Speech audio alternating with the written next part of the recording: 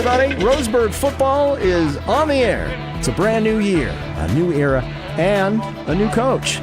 Tune in Friday nights all season long as the Roseburg Indians take to the gridiron for some hard-hitting high school football action in year number 1 under head coach Matt Watson. Live video broadcast today sponsored by the Cow Creek Tribe. Audio also available on the Score 92.3 FM and 1490 AM. But now let's head to the field. Here's Joey Kieran and Knight Ureski. Hello and good evening, everybody.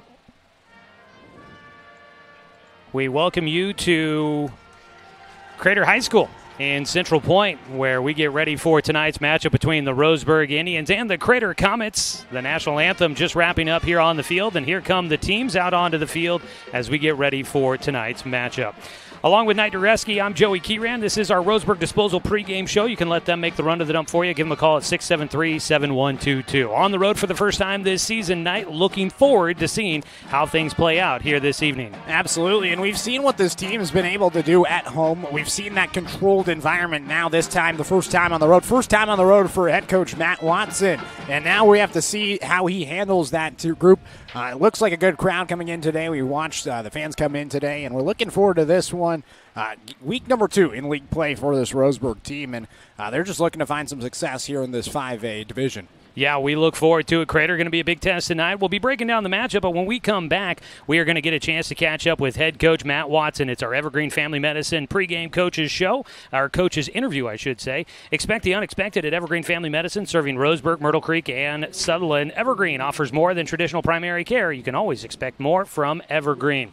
Before we take the break, remind everybody that today's game streaming live with video online at 541radio.com, where you can watch today's contest for free. Hit the subscribe button on our YouTube channel, 1490 The Score on YouTube, and you can follow us throughout the rest of this high school sports season. It's all presented by the Cow Creek Tribe. We'll take a 2-minute timeout. We come back with head coach Matt Watson here on the Roseburg Disposal pregame show on 541radio.com and on The Score, 92.3 FM and 1490 AM.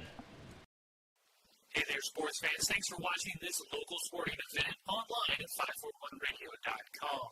Did you know there's more than one way to watch games online? You can watch games on your laptop or desktop computer, your tablet, or even your smartphone just by going to 541radio.com. But we also use YouTube to stream all of our video broadcasts, which means you could be watching this game on your big screen TV with a number of different streaming devices. You can stream our live YouTube broadcast through your PlayStation or Xbox gaming device, or through streaming devices like Google Chromecast, Apple TV, or Roku. There's plenty of ways to follow this live local sporting event. Plus, you can find past events archived on 1490 The Score's YouTube channel. Find us on YouTube and subscribe today to keep up with the latest in local sports coverage.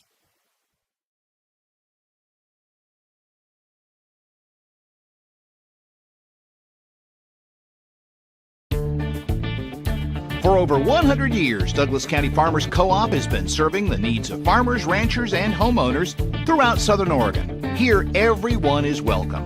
When you shop with us, you can expect good people, good products, and good advice. No membership needed. Just bring yourself, and we'll provide the expertise and products you need to tackle your next project.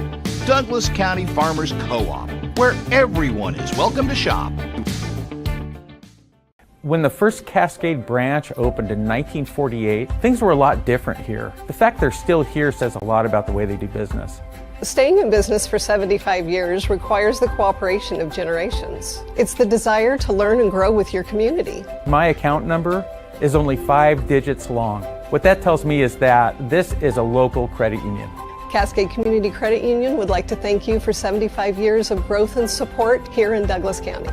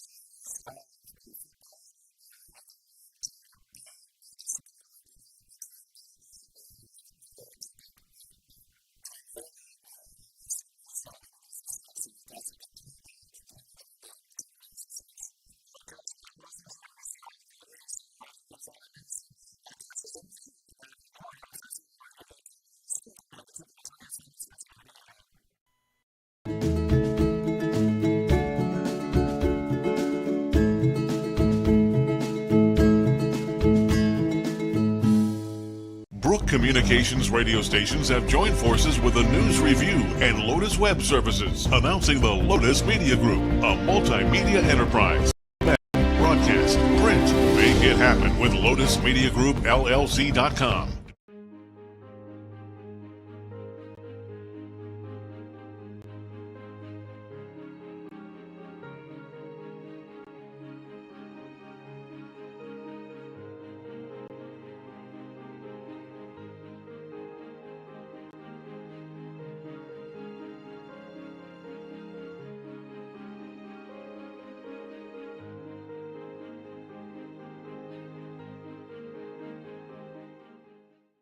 Whether it's across town or across the state, moving is always a chore. So let BTB Moving help with your next move. BTB Moving is a labor-only company offering statewide services such as packing and unpacking, loading and unloading, piano moving, cleaning services, and 24-hour emergency services. BTB Moving is an affordable, veteran-owned company here to help with your next move. Call 541-315-0122 or find BTB Moving on Facebook. That's BTB Moving for all your moving needs.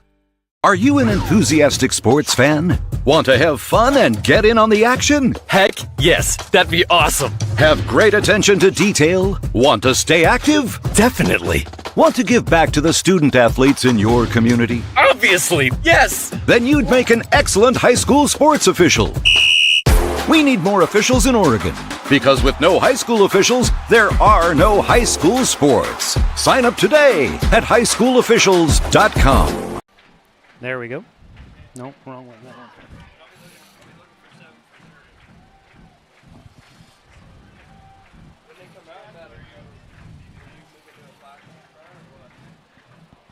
Back here on the Roseburg Disposal pregame show. Let them make the run to the dump for you. Give them a call at 673-7122 as we get ready for kickoff here tonight. Just a couple of minutes away. Teams are out on the sidelines. We're getting ready for the opening coin toss to get this one decided.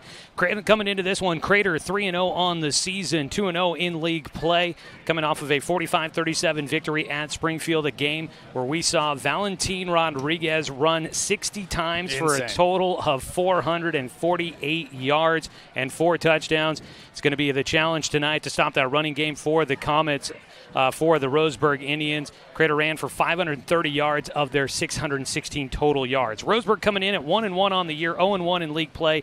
Their first loss of the season last week, 30-6 at home against Churchill, where they faced another dynamic bat. Seville Posse had 3 rushing touchdowns in the second half to help Churchill pull away, finishing with 177 yards on 33 carries. Just run so far in this new league for Roseburg, and tonight they're going to be up against it once again. Absolutely, and I think it's a good thing that this team got to face off against Churchill last weekend, Seville Posse, because he really was a dynamic running back, and they get another dynamic running back here today, and I think that's going to be the big thing, is you need to stop Valentin Rodriguez. They're going to feed him the ball a lot. There's no way around it.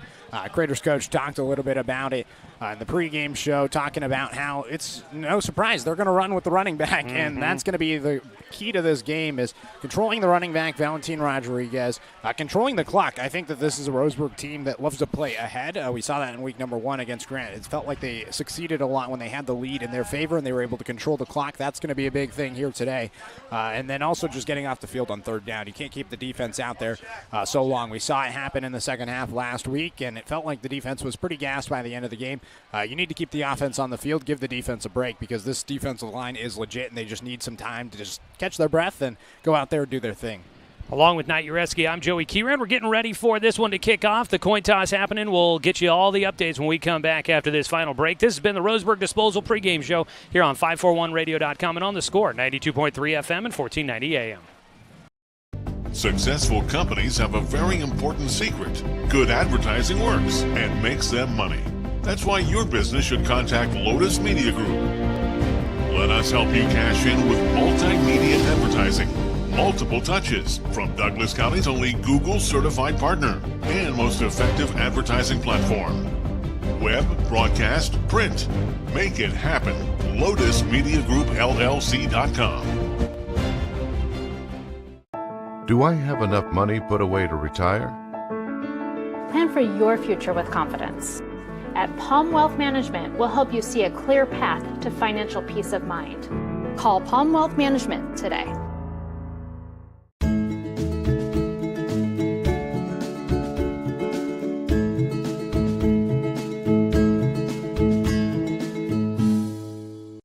In today's big box store, how-to YouTube video world, it is hard to do it yourself.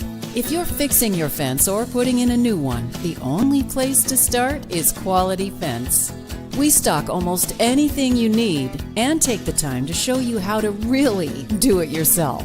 Visit the Quality Fence showroom in Roseburg and get great fencing ideas at QualityFenceCo.com. Quality Fences, doing it right for you. Looking for more local sports coverage? CBS Sports Radio 1490 The Score has you covered. Check out our homepage at 541radio.com for sports stories, scores, and podcasts. And follow us on social media. 1490 The Score is on Twitter, Facebook, and Instagram. And take the station with you wherever you go with the 541 Radio app. Download the app in your smartphone's app store and get access to a live stream of the station, sports stories, podcasts, and easy messaging with the station and other. Camera's live.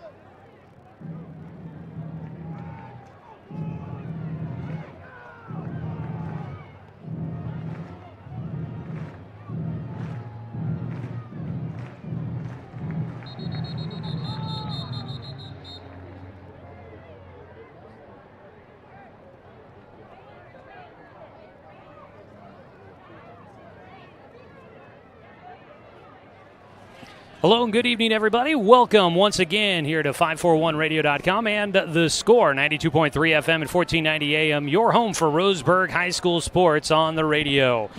Well, they got things started a little bit quick. The scoreboard wasn't ready with 12 minutes on the board. It is Crater kicking away right to left on your radio dial, and Roseburg will be receiving the ball to start out the ball game tonight, moving left to right. Roseburg wearing the road white jerseys here tonight, and black numbers on the back of the jerseys, black helmets, white trousers. It's black and silver for Crater as the kickoff is away. A short pooch kick down to the 33, taking a knee. The return man for Roseburg, Amos Bowers, will kneel it, and Roseburg will have the football, starting with it in decent territory as they bring the offense out onto the field for the first time. They'll have it at the 35. Leading the offense out onto the field will be junior quarterback Corey Kimball. Last week, 6 for 13 for 63 yards through the air, a touchdown and an interception. Also carried the ball 14 times for a total of 12 yards, was sacked 3 times for a loss of 15. The offensive line will step up. It is George Gibby at the center position who will be snapping to Kimball, who is under center. As we get this underway here at the 35, ball in the middle of the field.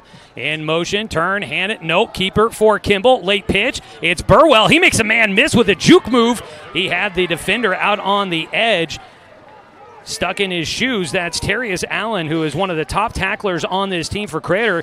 Got a little out of position on the carry, and it's a early first down run for Roseburg as they carry out to the 47, picking up 12 on the opening possession for Dre Burwell. We saw Carson Urogwin in the backfield. We'll also see Caden Austin, Plenty, McLean Stedman, Dane St. Clair, and the tight end is Caden Luther from time to time. We'll get to the offensive line as we continue on here in the ball game. That's your starting lineups for tonight. Under center is Kimball, 1st and 10 for Roseburg. Movement over the center. Just a man right on top of George Gibby in the middle there. I believe that is Jacoby Cole face-to-face with Gibby at the center position.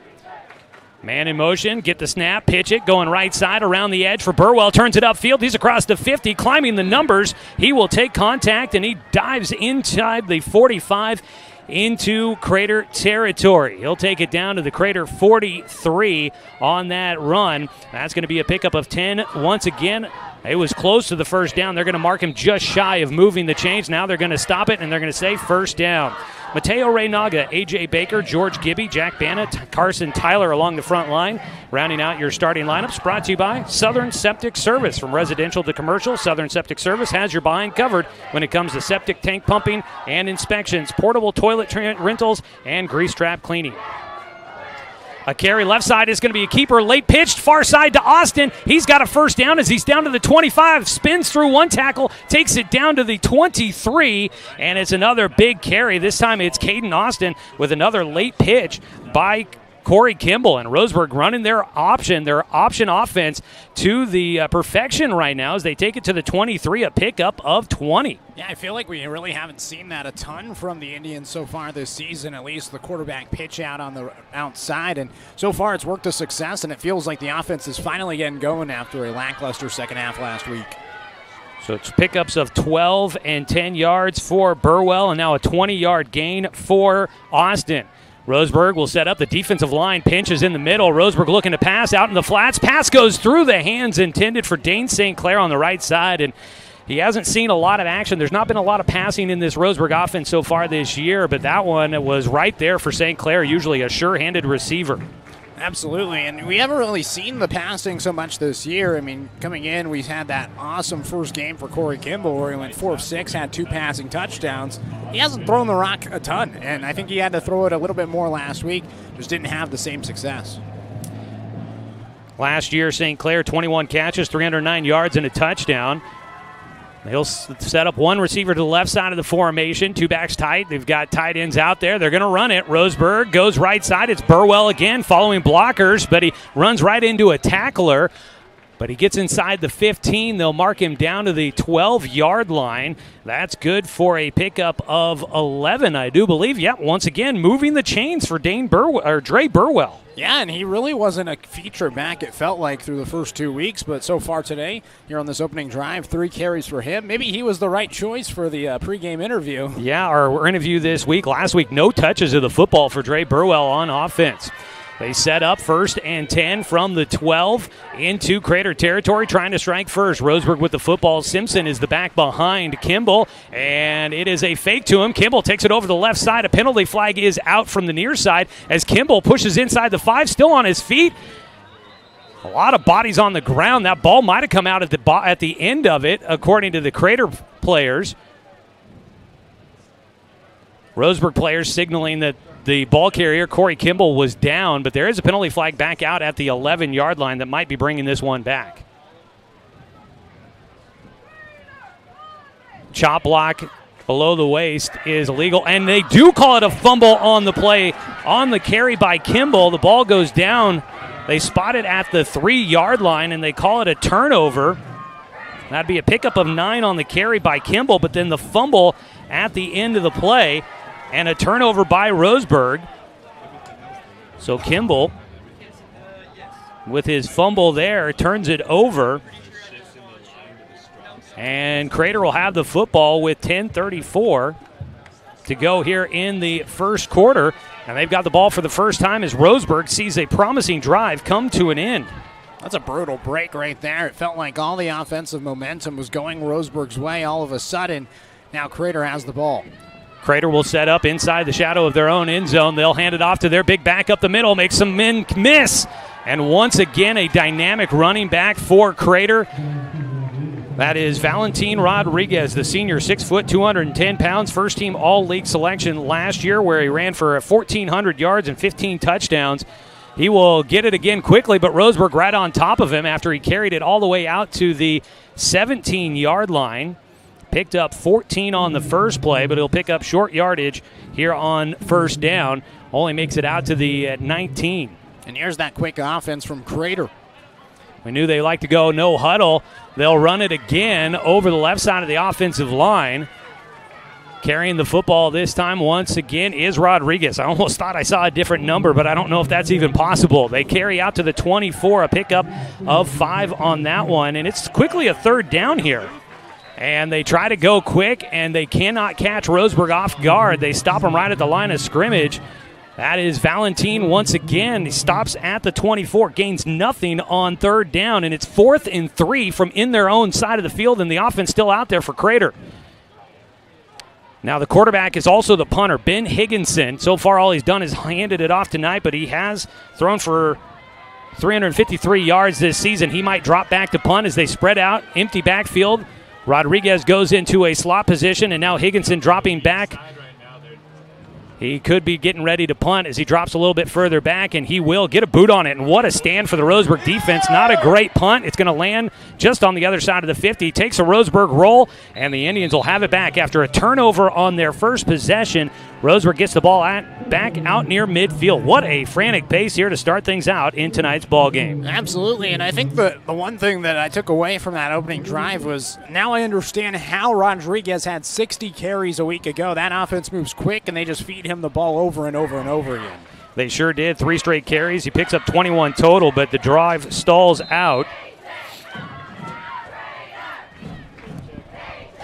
Actually, he probably had, 4 carries on that one of them for no gain. Roseburg has the ball back. Uragwin is the back. And this is Burwell that'll carry it. Tried to go over the right side. Burwell with good running on the first series for Roseburg. Gets the carry here, picks up 1 to the 48. Yeah, I really didn't think that Burwell, through the first 2 weeks, showed the ability to run the ball, at least at this level, and we're starting to see him kind of break out here tonight. They are liking what they're seeing from him so far, kind of like what Rodriguez last week. They just kept working, so they kept going to him. So far, Roseburg, it's been working. They keep going and to it Burwell. Feels like that's kind of been the story this season. Just give it to the player that had the hot hand. It'll be 2nd down and 9 under center Kimball. Austin moves in motion. Pitch it to him running left side. Roseburg had a couple of defenders out there. Kimball trying to get to the edge, gets pulled down by his shoulder pads.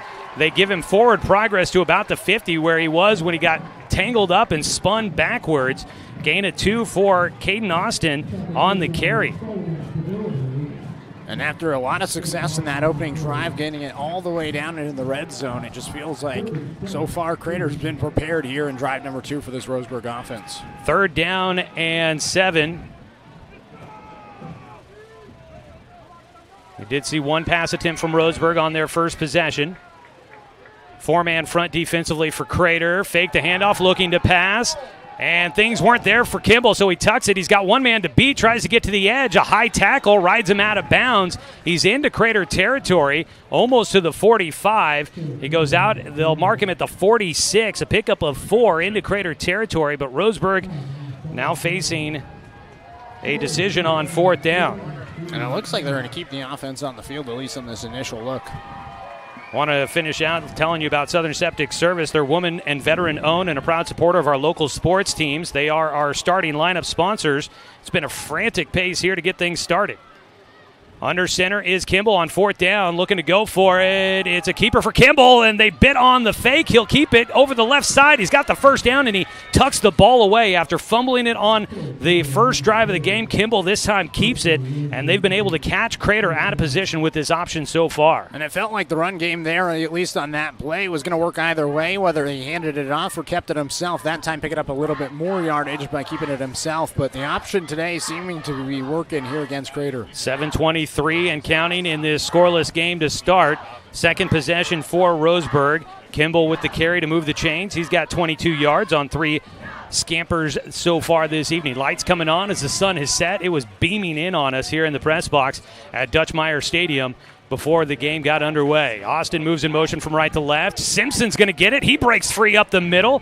And look at that. The option is now getting Crater kind of out of position, guessing as who's going to get the ball. And that time a good read by Kimball to hand it off to Simpson. Yeah, and we were talking to the head coach, Seth Womack, of Crater earlier this week, or at least you were, and he was talking about how, well, it's not a surprise. We know that they're going to run the veer.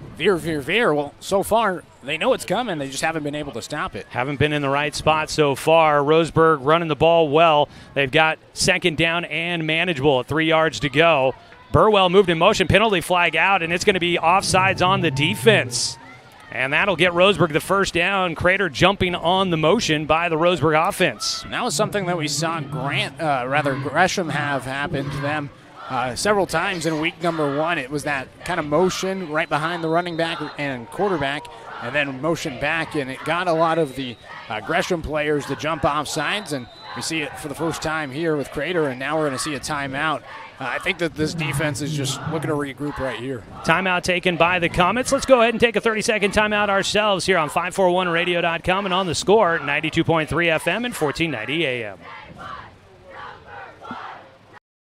How should I be investing my money?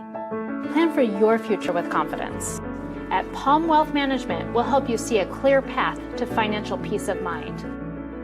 Call Palm Wealth Management today.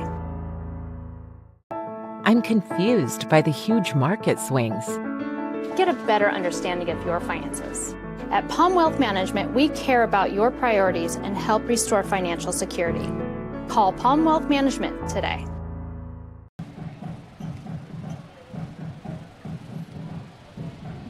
Roseburg football 1st and 10 out of the Crater timeout. Tonight's game sponsored by Barnes Heating and Cooling, your complete energy company. Visit barnesheatingandcooling.com or call them at 541-459-1545. Roseburg once again with the football into Crater territory at the 25. 6:42 to play in the first period. Scoreless so far. Austin in motion. Turn. It's another keeper. Late pitch as he was going down, but they're going to say that Kimball was on the turf. His knee touching as he tried to pitch that ball to Caden Austin. So they say he's down before he gets the ball away, and that'll drop Roseburg back. A first time that they go backwards on an offensive play, and they're dropped back to the 27. That's just such a bad break for this team, and it looked like there was going to be positive yardage to come from it if that pitch did count. Now you're kind of backed up a little bit, and this is a team that really needs to get ahead of the chains on 1st and 2nd down. Simpson, a couple of yards deep behind Kimball. Roseburg will set up with the tight end to the right side. Austin off the edge of that line. You've got Burwell and St. Clair spread out wide to the right. Kimball looks to the sideline. McLean Stedman, the lone target to the left side, scored the only touchdown in the game last week for Roseburg. 5:50 and counting here.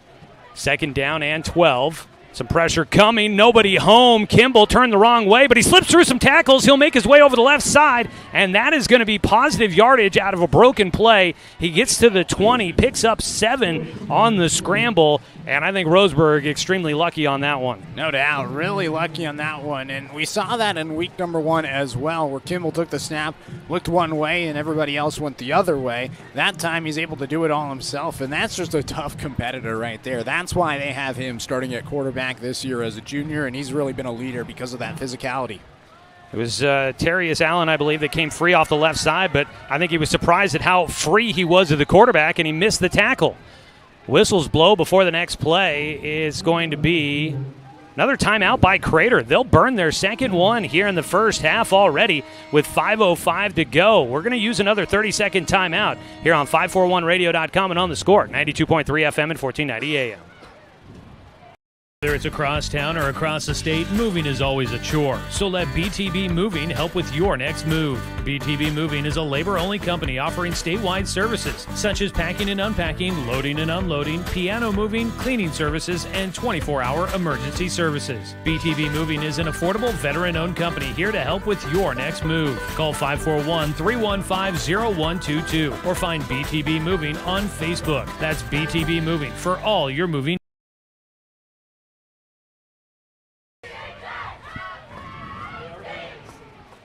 Two early timeouts for Crater as they come back on the field. Tonight's game sponsored by Bowers Industrial, a proud supporter of our local community and youth sports. Make sure to stay tuned for the Bowers Industrial post-game coaches interview with head coach Matt Watson. 5:05 to play. It's 3rd down and 5 for Roseburg in Crater territory. The ball at the 20. Pitch it right side, looking for blockers, stretching to the outside, one-on-one, makes the cut back inside, got tackled by the legs, stumbling forward down to the 13-yard line for Burwell. And that moves the chains. Boy, he just stretches it. I keep thinking he doesn't get that many yards, and then I look and they're moving the chains. It's a pickup of 7. Well, he's able to buy time. He just keeps on making moves. Cut, and then all of a sudden you look up and he's past the 1st-yard markage. So it'll be 1st down and 10 from the 13-yard line for Roseburg. They got into this area before but turned it over on a fumble. They'll try to cash in with points here. They pinch on the defensive line.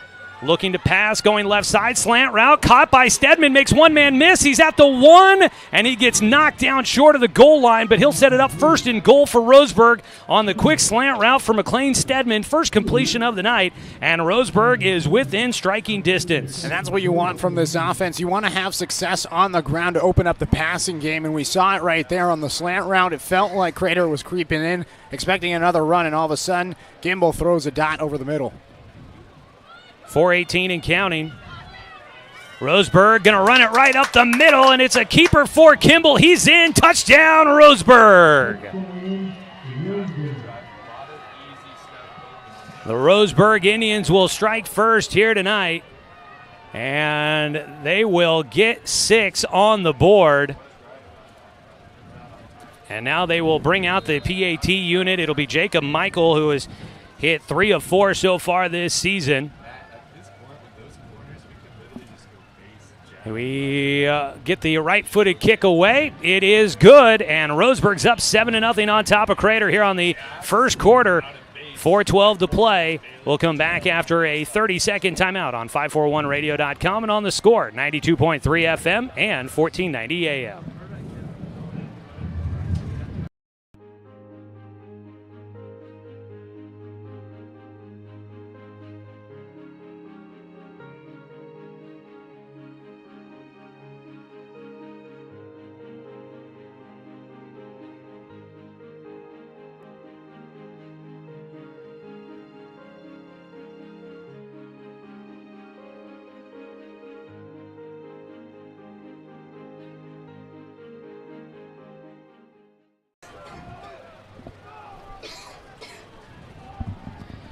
Well, it is 7-0 Roseburg in front with 4:12 to go here in the first quarter. Another methodical drive down the field, running the option and keeping that Crater defense off on their heels. Yeah, not only that, but also keeping the defense on the sideline. They need to do that here today. The defense has looked really good, at least in that first game, in that first half last week against Churchill. This is a defense that has some studs on the defensive line. We saw them stop Valentin Rodriguez in that opening drive for Crater offensively.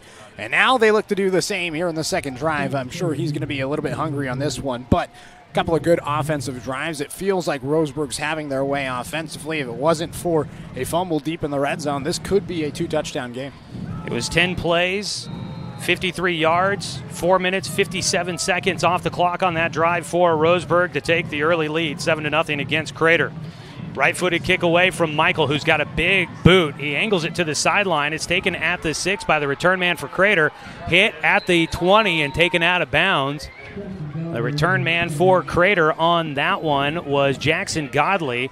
He'll set up Crater at their own 20. Actually, their best starting position of the night after getting that fumble recovery that put them at their own 3-yard line. It was all Valentin Rodriguez the first time out for the Crater offense. Things stalled out, and they had to punt it away.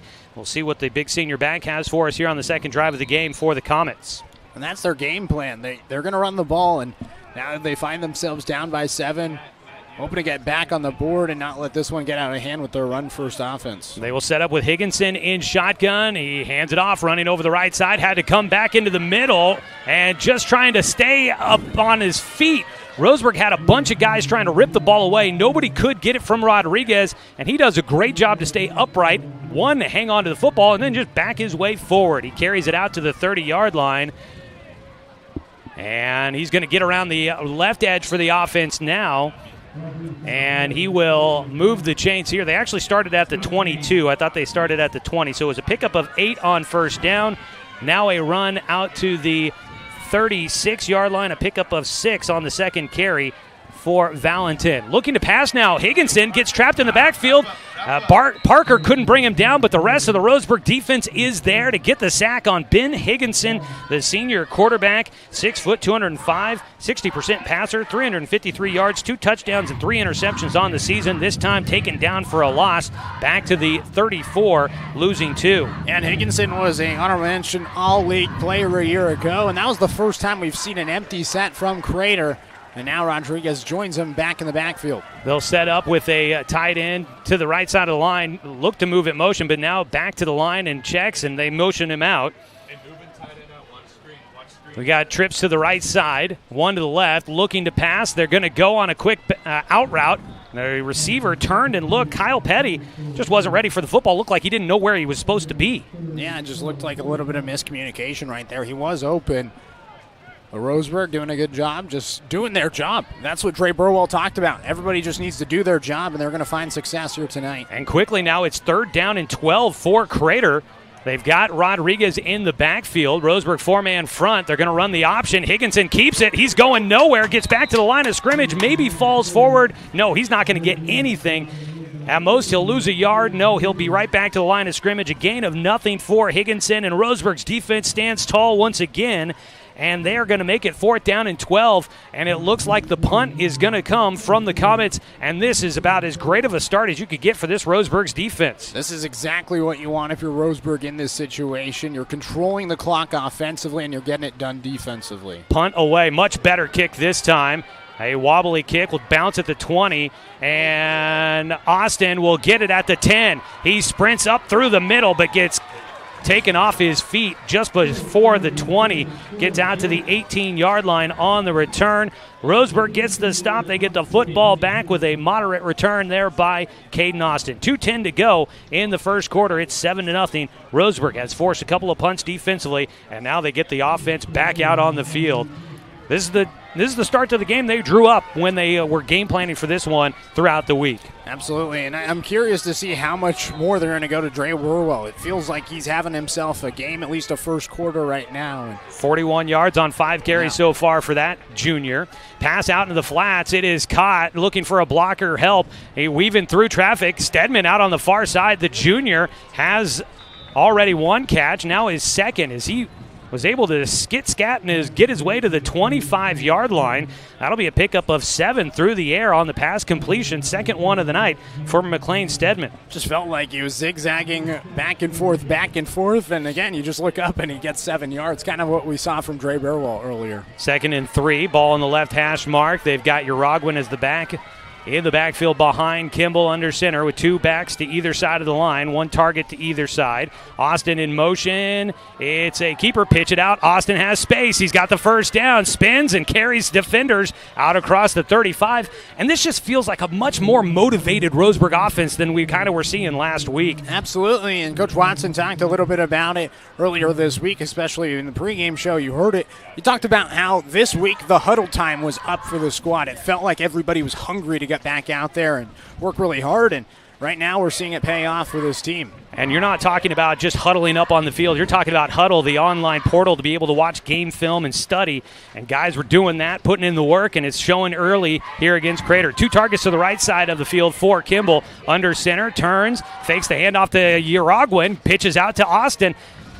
One of these times he's got to give it to Uragwin because it feels like it is going to be there for him. The pitch works for good yardage out to the 39-yard line, a pickup of 3 for Roseburg on first down. This feels like the most comfortable this offense has been all season long at running the triple option, and we're seeing it pay off here today. A lot of the keeping of the quarterback on the first initial handoff and then the pitch on that second attempt. Sun is setting here in Central Point. Lights are on, filling up Dutchmeyer Stadium, and we are in for a good night of football. Down to 23 seconds to go in the first quarter. There's the give to Uragwin, and Crater might have heard me down the other direction here in the box. They sniffed that one out. Uragwin short yard gain out to the 41, picks up 2. Well, it's not like you're calling plays, Joey, but it looked like that was a play that maybe Kimball could keep it himself and try to get some more yardage. That'll make it 3rd down and about 5 to go for Roseburg as we hit the end of the first quarter. After 1, it's Roseburg 7, Crater nothing. The Indians in front. We'll take a 1-minute timeout and come back with the second quarter here on 541radio.com and on the Score, 92.3 FM and 1490 AM. Quality Fences, doing it right for you. Just ask your neighbor.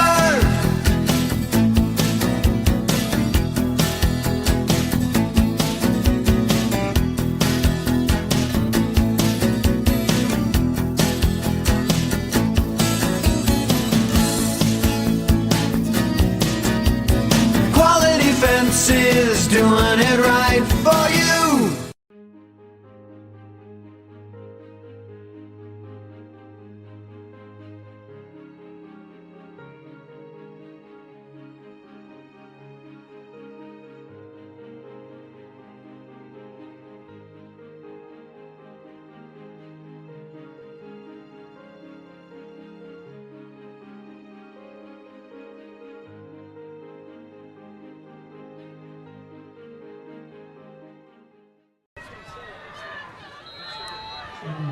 Swap sides of the field. Second quarter action for us here from Dutchmeyer Stadium in Central Point.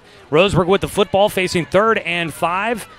They will fake a quick handoff and then a slant over the middle. Quick pass to Austin. He's weaving his way. He's at the 30. He's at the 20. Makes a cut back inside. At the 10, a spin. Gets hit from behind, and he's taken down to the 7-yard line. What a pass on that one by Kimball, and great hands on the quick slant by Caden Austin. And we've just seen that all season long, the explosiveness out of Caden Austin, and he's able to weave in and out of defenders and take it all the way down inside the 10-yard line.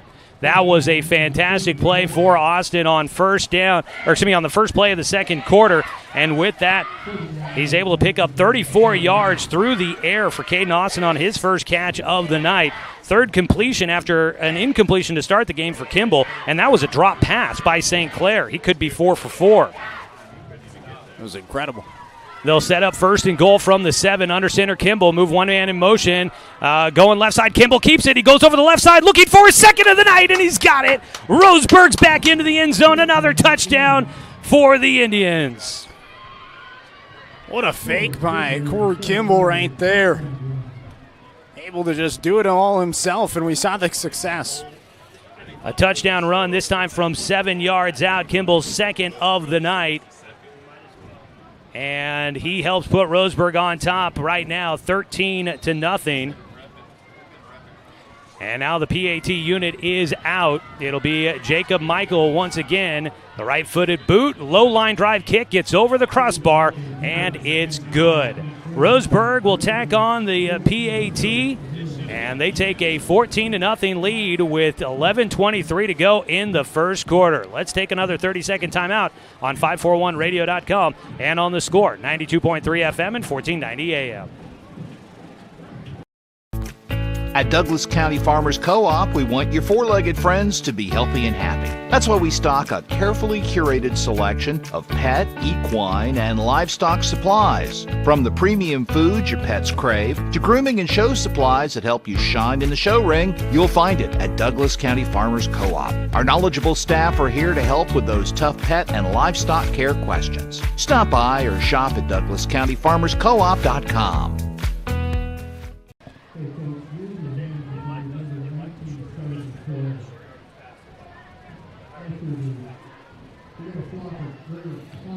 Rocking and rolling here early on for the Roseburg Indians. A pair of touchdown runs for Corey Kimball. The whole offense doing well. With that 7-yard run, Roseburg up to 111 yards on the ground. They had 104 in the first quarter alone here against this Crater defense. They lead at 14-0. Tonight's game brought to you by Tim's Appliance and Mattress. Fall into savings at the Harvard branch or visit the outlet store downtown for more great deals. Tim's Appliance and Mattress. Kickoff coming away. Roseburg kicking it left to right on your radio dial. Jacob Michael, the senior, gets the leg behind it. A line drive kick that'll trickle all the way down to the 15. Taken there by the return man for Crater. Gets over the left side, gets to the hash mark, taken down before he gets to the 30-yard line on that return for Kyle Petty. And Crater will have the ball for a third time tonight. This will be their best field starting position at their own 29-yard line, but last time they had it, they moved the chains, but they quickly ended up having to punt. They have punted on their first 2 drives of the night so far. It's just been a dominant effort from this Roseburg defense, which has been well rested thanks to the offensive success from the Tribe. And right now, it's a big drive right here for Crater, just the way that they want to run the ball. Looking to pass is Higginson, rolling out to his right, looks downfield, has a man open. Quickly hit by Caden Austin, but the catch made by Petty. Petty didn't play offense last week, according to head coach Seth Momack. He was focused simply on the defensive side of the ball, gets a chance to get back on the offensive side, and he gains 11 on that completion. First pass completion of the night. Looking to run up the middle as they tried to open things up. Ball comes loose, and it's Caden Austin with the takeaway, and Roseburg has it back. Rodriguez coughs it up, and I'm going to probably guess that Luke Robbins right in the middle of all of that as his helmet came off, but the ball came squirting out like a grease pig. Huge play from Roseburg right there, getting the ball right back. And it's Rodriguez's second fumble this season. I mean, which is remarkable considering the amount of times he's actually carried the ball this season. But this has just not been the start that Crater wanted offensively, and Roseburg's just controlling this game. It was number one that fumbled and number one that gets the fumble recovery, and Roseburg's got it back with 11:07 to play in the first half. They start in Crater territory, go over the middle, almost picked off, and a penalty flag will come out, intended for Caden Austin on that quick slant over the middle again, and it was a bit too high, but a penalty flag out on that play. I have to wait and see on this one. It didn't seem like a ton of contact on Austin.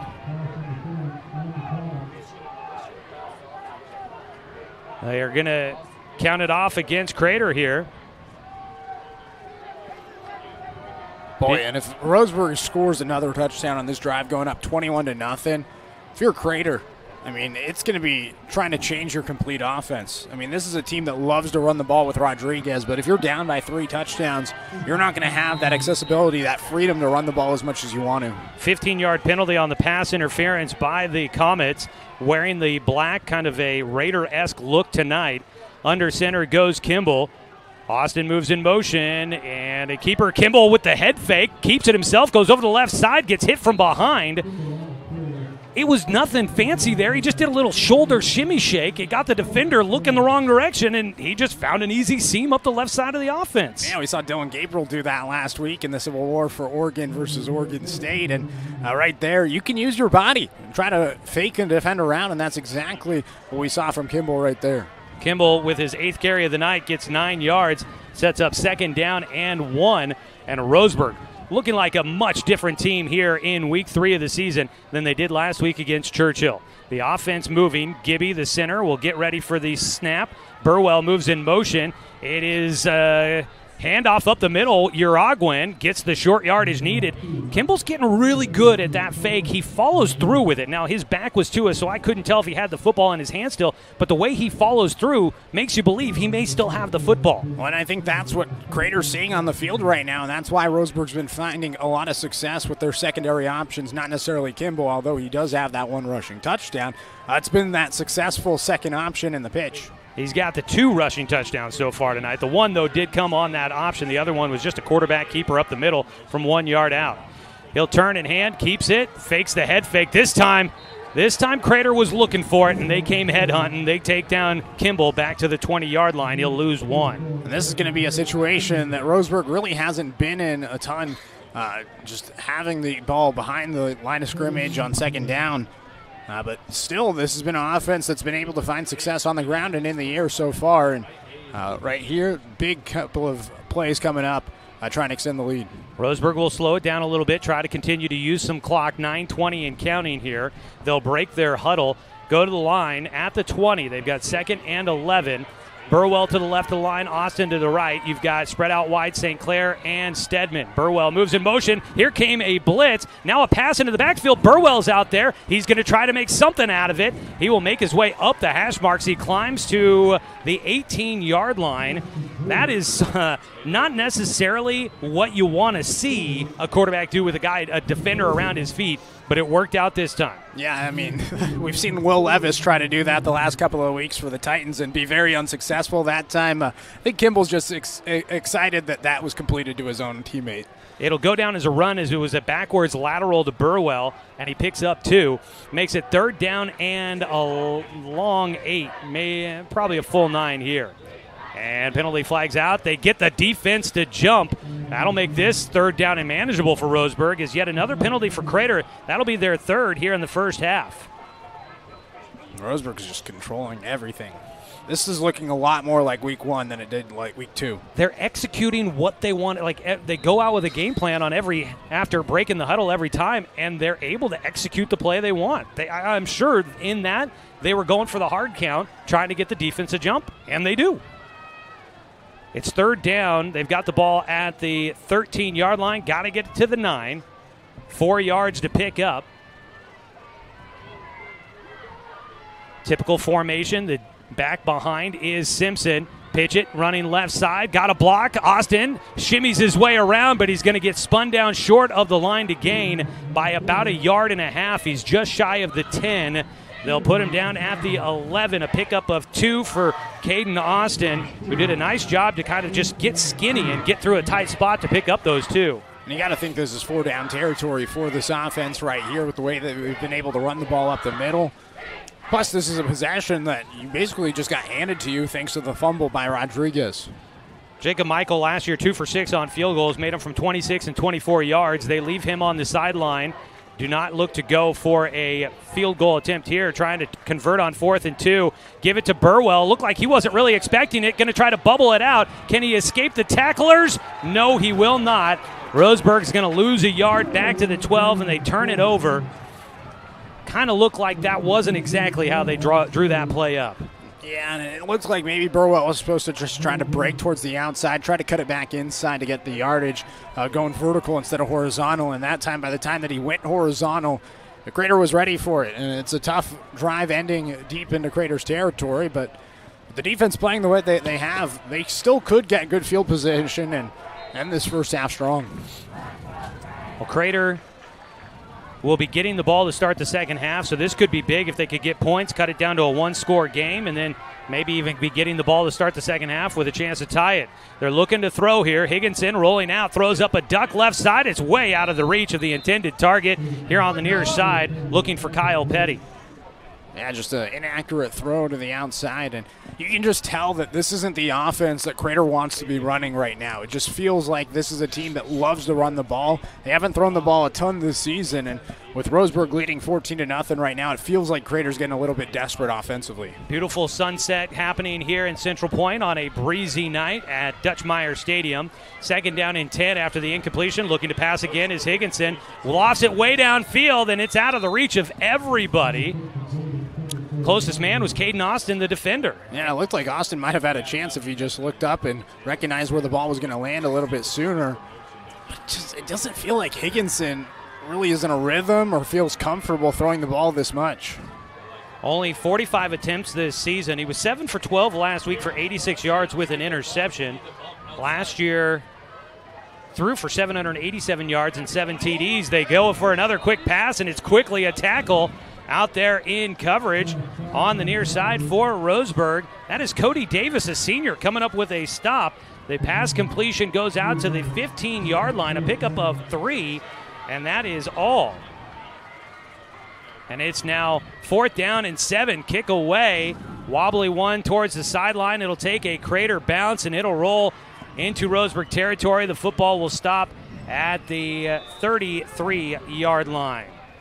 So a punt away, and that is the 3rd punt of the game, plus 1 turnover on the night for Crater. And their offense, 1 week after putting up 600 yards of offense, Crater unable to do anything so far tonight. 6:31 to go. Roseburg gets it back, have the ball in their own territory at their own 34-yard line. And in this drive, I just want to see Roseburg just try to drain this clock. You have 6.5 on the board. You're leading by 14. Crater's going to get the ball back for the second half. If you could drain the clock here, score a touchdown, you put yourself in a great position for the second half. The Roseburg Indians, with 6:31 to go, have the ball once again. They finished their last drive in the red zone, unable to convert on 4th down. They'll have it here with 6:31, trying to march down and take a 3-score lead into halftime. Kimball will keep it again on the option, runs over the left side, and he's just finding easy yardage over that left side of the offensive line. Out on that direction, you've got Reynaga and Baker, those big bodies out there blocking, and Parker is out there as well. They've done a nice job on the left side of the offensive line tonight for Roseburg. They certainly have, and I think the one thing that stood out to me on that run for Kimball is just the way that he's holding the ball. He's holding it with 2 hands after that early fumble that he had. You can just see that he has it in the back of his mind that he needs to have that ball security if he's keeping it himself, and that's exactly what he did on that 9-yard pickup. 1 turnover for both sides so far, fumbles on either side, a 9-yard carry by Kimball. He's over the half-century mark on the night. Under 6 minutes to go, and it is a give up the middle for Uruguayan. Short yardage. They go to their short yardage guy, a little bowling ball right up the middle, slips through out to the 48, picks up 3 yards. Sorry, make that 5 yards. And moves the chains. And you're seeing this offense just take their time right now. Already over a minute killed on this drive. And it's a team that has the capability to hold on to the ball, control the clock, and be a team that really can do what a lot of triple option teams want to do, and that's control the game. 67 degrees as we start making our way through the twilight hour here in Central Point. First down and 10 out at the 48-yard line for Roseburg. Kimball looking to pass out in the flats. Stedman with it. Makes the first man miss. A juke move back to the middle of the field, but he gets wrapped up. On the near side, they've got him marked at the 49. The far side, they had the 50. They'll agree on the 49. The pass completion goes for 1 yard, and it'll set up second down and 9. Just impressive for Stedman right there, getting positive yardage on the screen. Again, as you mentioned, they're just taking their time, letting the clock wear down. We're under 5 minutes to go here in the first half. Roseburg with a comfortable lead at the moment.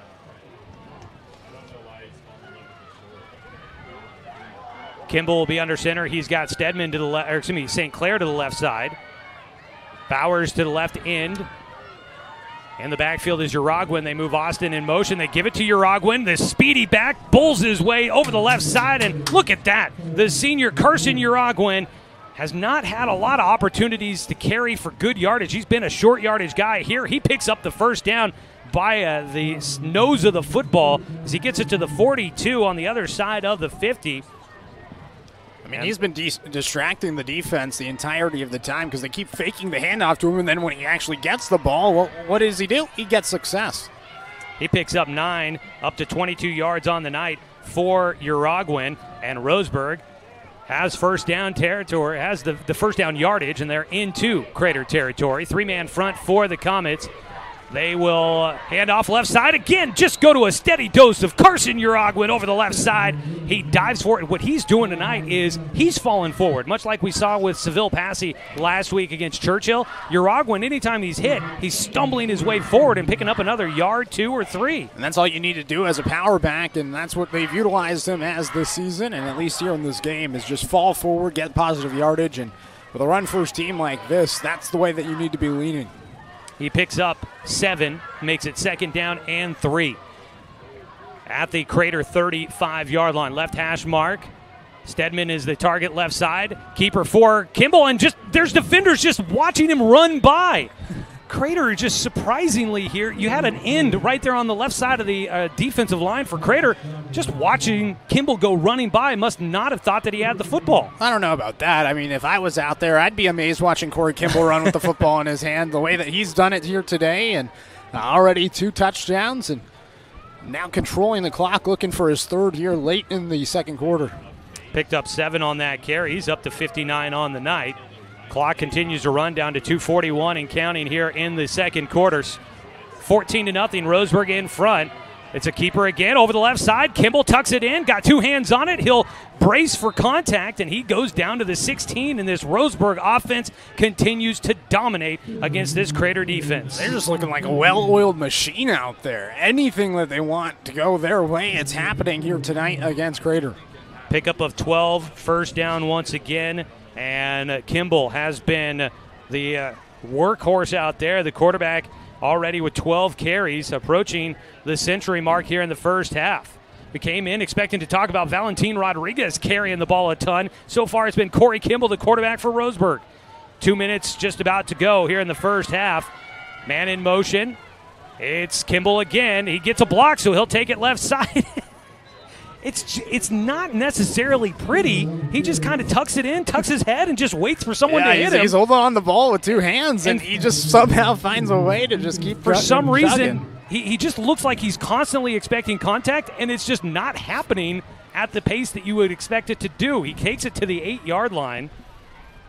Another big pickup there for Kimball. He's up to 79 yards on the ground, 13 carries here in the first half. And this is going exactly the way that Roseburg wants it to go. Already under 1.5 minutes left in this half, and we talked about it. They got the ball back with 6.5, and you look up, and here you go. They got all 3 timeouts, too, if they really want to start utilizing some game management here in the final moments. They've got second down and about 2 after that 8-yard pickup by Kimball down to the 8-yard line. He's going to pitch it. Going left side is Austin. He slips through a tackle but can't stay on his feet, making the stop right at the line of scrimmage for Crater. That is Cohen Sprague, a sophomore, makes the hit. And where do they spot him back? Boy, they don't give him credit for the forward progress. They drop him all the way back to the 13-yard line. That'll be a tackle for loss of about 5 yards. Timeout taken by Roseburg. Let's use our final 30-second timeout here in the first half on 541radio.com and on the Score, 92.3 FM and 1490 AM. Move a muscle? Make a move to Centennial Orthopedics and Podiatry for muscle, joint, and bone care for the entire family. Whether for ankle or foot, hand and wrist, shoulder and elbow, hip and knee, or sports injuries, our specialty-trained doctors can help you get moving. Get the safe, comfortable orthopedic care you deserve right here in Douglas County. It's your move. Call 541-229-2663 or visit centennialorthopodiatry.com today.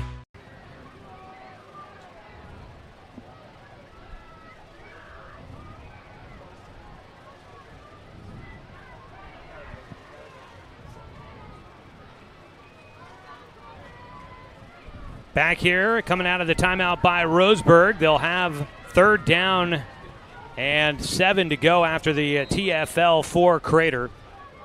They're out at the 13. They've got to get it down to the 6 for a first down. Tonight's game brought to you by Abby's Legendary Pizza, a legendary pizza tradition. 56 seconds to go in the first half. Kimball, late pitch to Austin. He gets hit, gives it away. Austin over the left side, runs out of bounds, so that'll stop the clock. He's going to be close to that first down marker. They mark him at the 7. He needed 1 more yard. It'll be 4th down and 1 after a 6-yard pickup for Caden Austin. And Roseburg, I got to imagine, they tried it on 4th down last time. They got to be going to it, and it might once again be Carson Uraguan time here. Yeah, and this might be the play of the game for Crater here in this situation, looking to keep it just a 2-touchdown game, knowing that they get the ball back at the second half. It is Uraguan in the backfield. They're going to pitch it to Burwell, running right side. He's going to stretch it. He might have the edge out to the outside corner. He stretches to the goal line. In! Touchdown! Roseburg will add 6 before the break. Massive touchdown right there from the Indians. Burwell, the first time, it didn't work his way. This time he cuts it to the outside, and he's able to use his speed to get to that far pylon and get in for the touchdown. 7-yard touchdown run for Dre Burwell, the junior back, takes it in on the far side, and Roseburg is looking to make it a 21-0 ball game on the PAT from Jacob Michael. The kick is up and good, and Roseburg leads this one 21-0. Whew. What a start, and what an answer by Roseburg after getting kind of beat up last week by Churchill. On their home field, Roseburg really took it on the chin, played hard for 3 quarters, couldn't sustain it all the way through to the end, and Roseburg was kind of shown what it's going to be to win in football this season in this new league by Churchill, and they have responded in a great way here tonight to take this 21-0 lead with 43 seconds to go before halftime. They've controlled everything about this first half. I mean, you could not have drawn up a better first half of football for this Roseburg Indians team. Now you just need to close strong. Crater has 43 seconds, but the thing is, they already utilized 2 of their timeouts in that first half. We'll take a look at halftime numbers here coming up, so don't go anywhere. We'll have a look at some of the statistics for you when we get there at the halftime break, so stay tuned for that. It's your Quality Fence halftime show coming up here in just a few moments. Tonight's game brought to you by B&S Automotive Services. They believe in the no BS approach. Say goodbye to the runaround and hello to honest, reliable service with B&S Automotive Services. We are going to see the kickoff go down to the goal line and through the back of the end zone.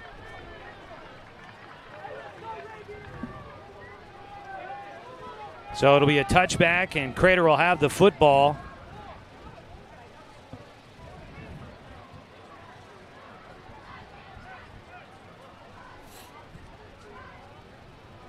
It'll be Crater football at their own 20 with 43 seconds to play.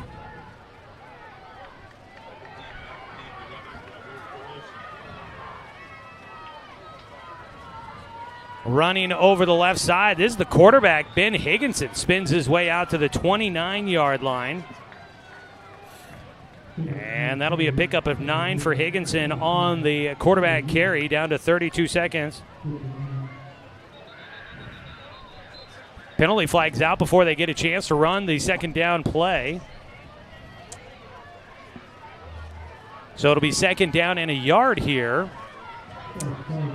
So the penalty goes against Crater. Believe we are back here on the radio side. Apologize, lost our connection for a moment there, but we are back here from Central Point. It is 21-0. Roseburg in front of Crater with 22 seconds left to go in the first half. A penalty flag backs Crater up to the 24-yard line. A penalty of 5. Running left side, it's Higginson again. And it's the quarterback that's going to try to carry the load. He'll carry it out across the 40. So a pickup from the 24. They'll spot him out to the 42-yard line. And that is a gain of 18 on the ground for Higginson, who is starting to carry the load a little bit. Yeah, and it's going to be a timeout for Crater, their final one with 10 seconds, trying to make something out of this first half, which really has gone just completely Roseburg's way.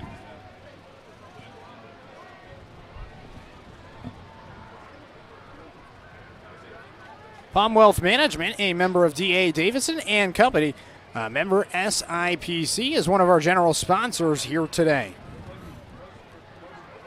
Tim's Appliance and Mattresses, also another sponsor of ours. Fall into savings at Harvard Branch or visit the outlet store downtown for more great deals. And we want to say thanks to Gibbs RV Superstore. You got to get to Gibbs. First half action. 10 seconds to go here out of the timeout by Crater. The Comets have the football at the 42. And Roseburg's just kind of got to get into a bit of a prevent defense. Defensive backs are 15 yards off the ball. They're going to pass into the backfield. Rodriguez looking to throw. He has a man open. It's caught. A race looking to try and break free. Tackled from behind and 1 second on the clock. And that should do it here once they spot the football. It's down to the 19 on the other side. That was almost disaster for Roseburg. They're going to allow Crater to get up to the ball. And the Comets will have a chance. They wind the clock, but they're not going to get a play off. With 1 second left to go, I didn't think they should, and that will end it. That would go down as a 39-yard pass completion from Rodriguez connecting with Petty. And it almost changed the dynamic going into halftime there. Absolutely. I mean, shoot, if Crater gets that touchdown right there, they get the ball back in the second half, it could be a different ball game. Right now, Roseburg's just happy that they made that tackle and happy that the clock went out right after they spotted the ball. So we go to halftime. Coming up, it's our Quality Fence halftime show. Stay tuned. We'll have a look at stats and a recap of the scoring from the first half for you. At the break, it is Roseburg dominating. 21-0 our score, and the Indians taking the lead to the locker room. We'll come back after this 2-minute timeout here on 541radio.com and on the score, 92.3 FM and 1490 AM. Hey there, sports fans. Thanks for watching this local sporting event online at 541radio.com. Did you know there's more than one way to watch games online? You can watch games on your laptop or desktop computer, your tablet, or even your smartphone just by going to 541radio.com. But we also use YouTube to stream all of our video broadcasts, which means you could be watching this game on your big screen TV with a number of different streaming devices. You can stream our live YouTube broadcast through your PlayStation or Xbox gaming device, or through streaming devices like Google Chromecast, Apple TV, or Roku. There's plenty of ways to follow this live local sporting event. Plus, you can find past events archived on 1490 The Score's YouTube channel. Find us on YouTube and subscribe today to keep up with the latest in local sports coverage.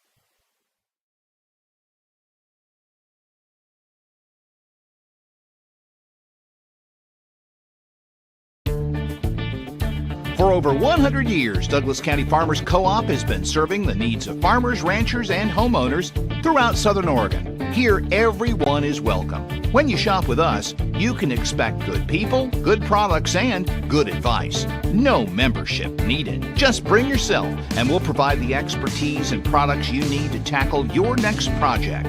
Douglas County Farmers Co-op, where everyone is welcome to shop.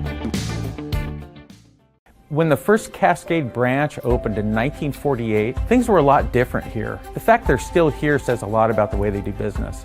Staying in business for 75 years requires the cooperation of generations. It's the desire to learn and grow with your community. My account number is only 5 digits long.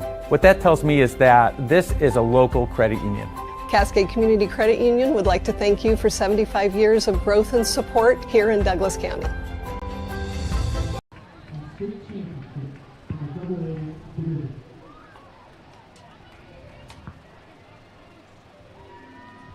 Welcome you back here at Dutch Meyer Field in Central Point, Oregon, where the Roseburg Indians face the Crater Comets in a Special District 4 League matchup. And right now it's Roseburg leading 21-0 here at the halftime break.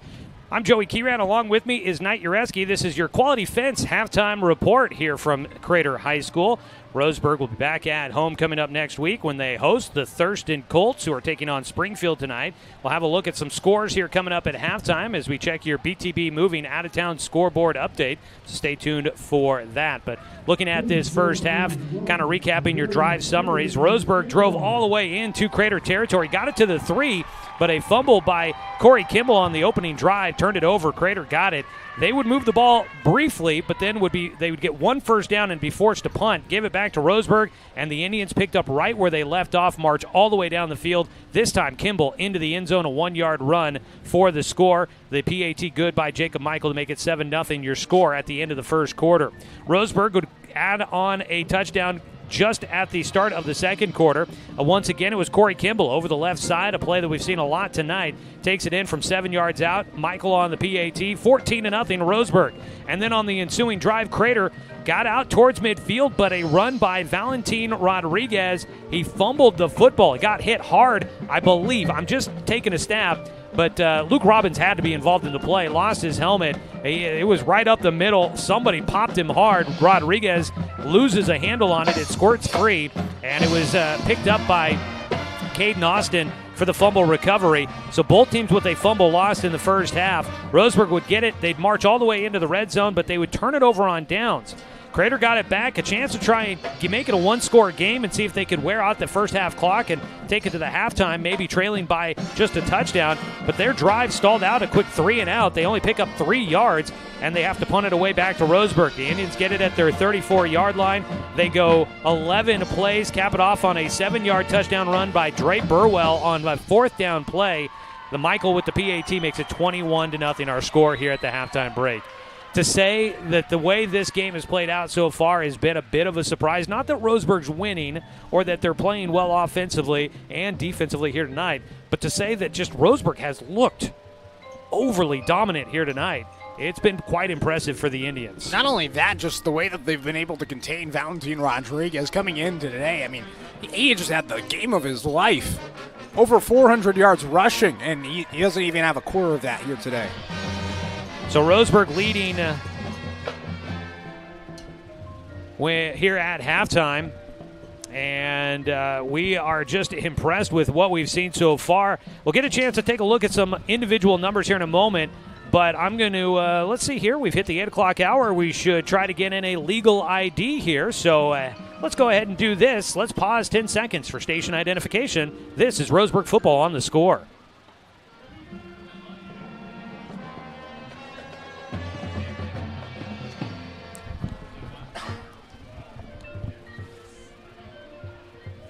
Here at the halftime break, 21-0 Roseburg in front. It's your Quality Fence halftime show.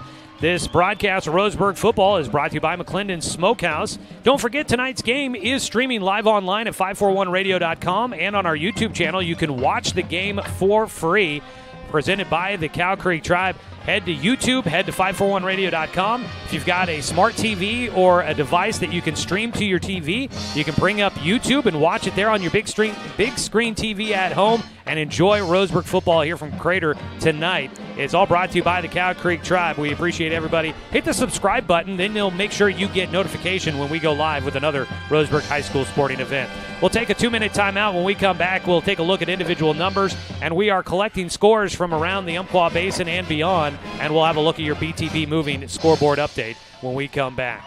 Here at the break, it's 21-0 Roseburg in front of Crater on 541radio.com and on the score, 92.3 FM and 1490 AM.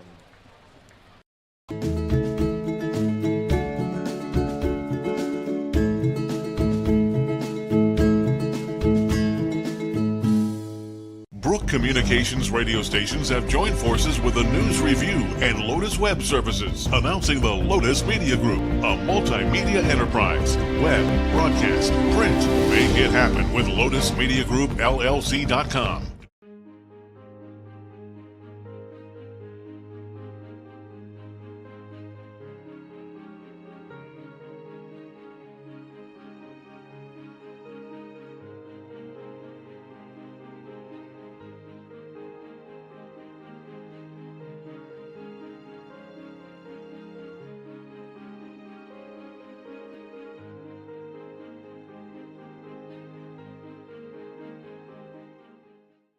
Whether it's across town or across the state, moving is always a chore. So let BTB Moving help with your next move. BTB Moving is a labor-only company offering statewide services such as packing and unpacking, loading and unloading, piano moving, cleaning services, and 24-hour emergency services. BTB Moving is an affordable, veteran-owned company here to help with your next move. Call 541-315-0122 or find BTB Moving on Facebook. That's BTB Moving for all your moving needs.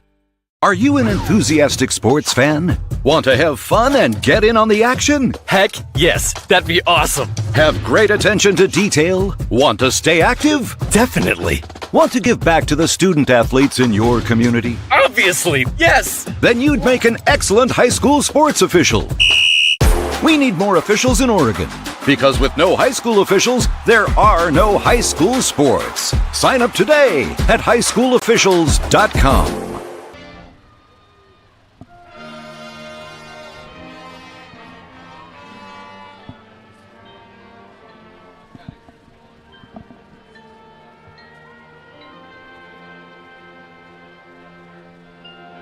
I'm Joey Kieran, along with me, Knight Ureski here in Central Point. First time on the road for the Roseburg Indians and for this dynamic duo here in the broadcast booth. Having a good time so far. Things are off and rolling for us. This is your Quality Fence halftime report. Tonight's game has also been brought to you by Bricks Grill and Chill. Order online for breakfast, lunch, or dinner. Visit bricksgrillroseburg.com. Well, taking a look at some individual statistics from the first half of this one. First for the visiting team, your Roseburg Indians.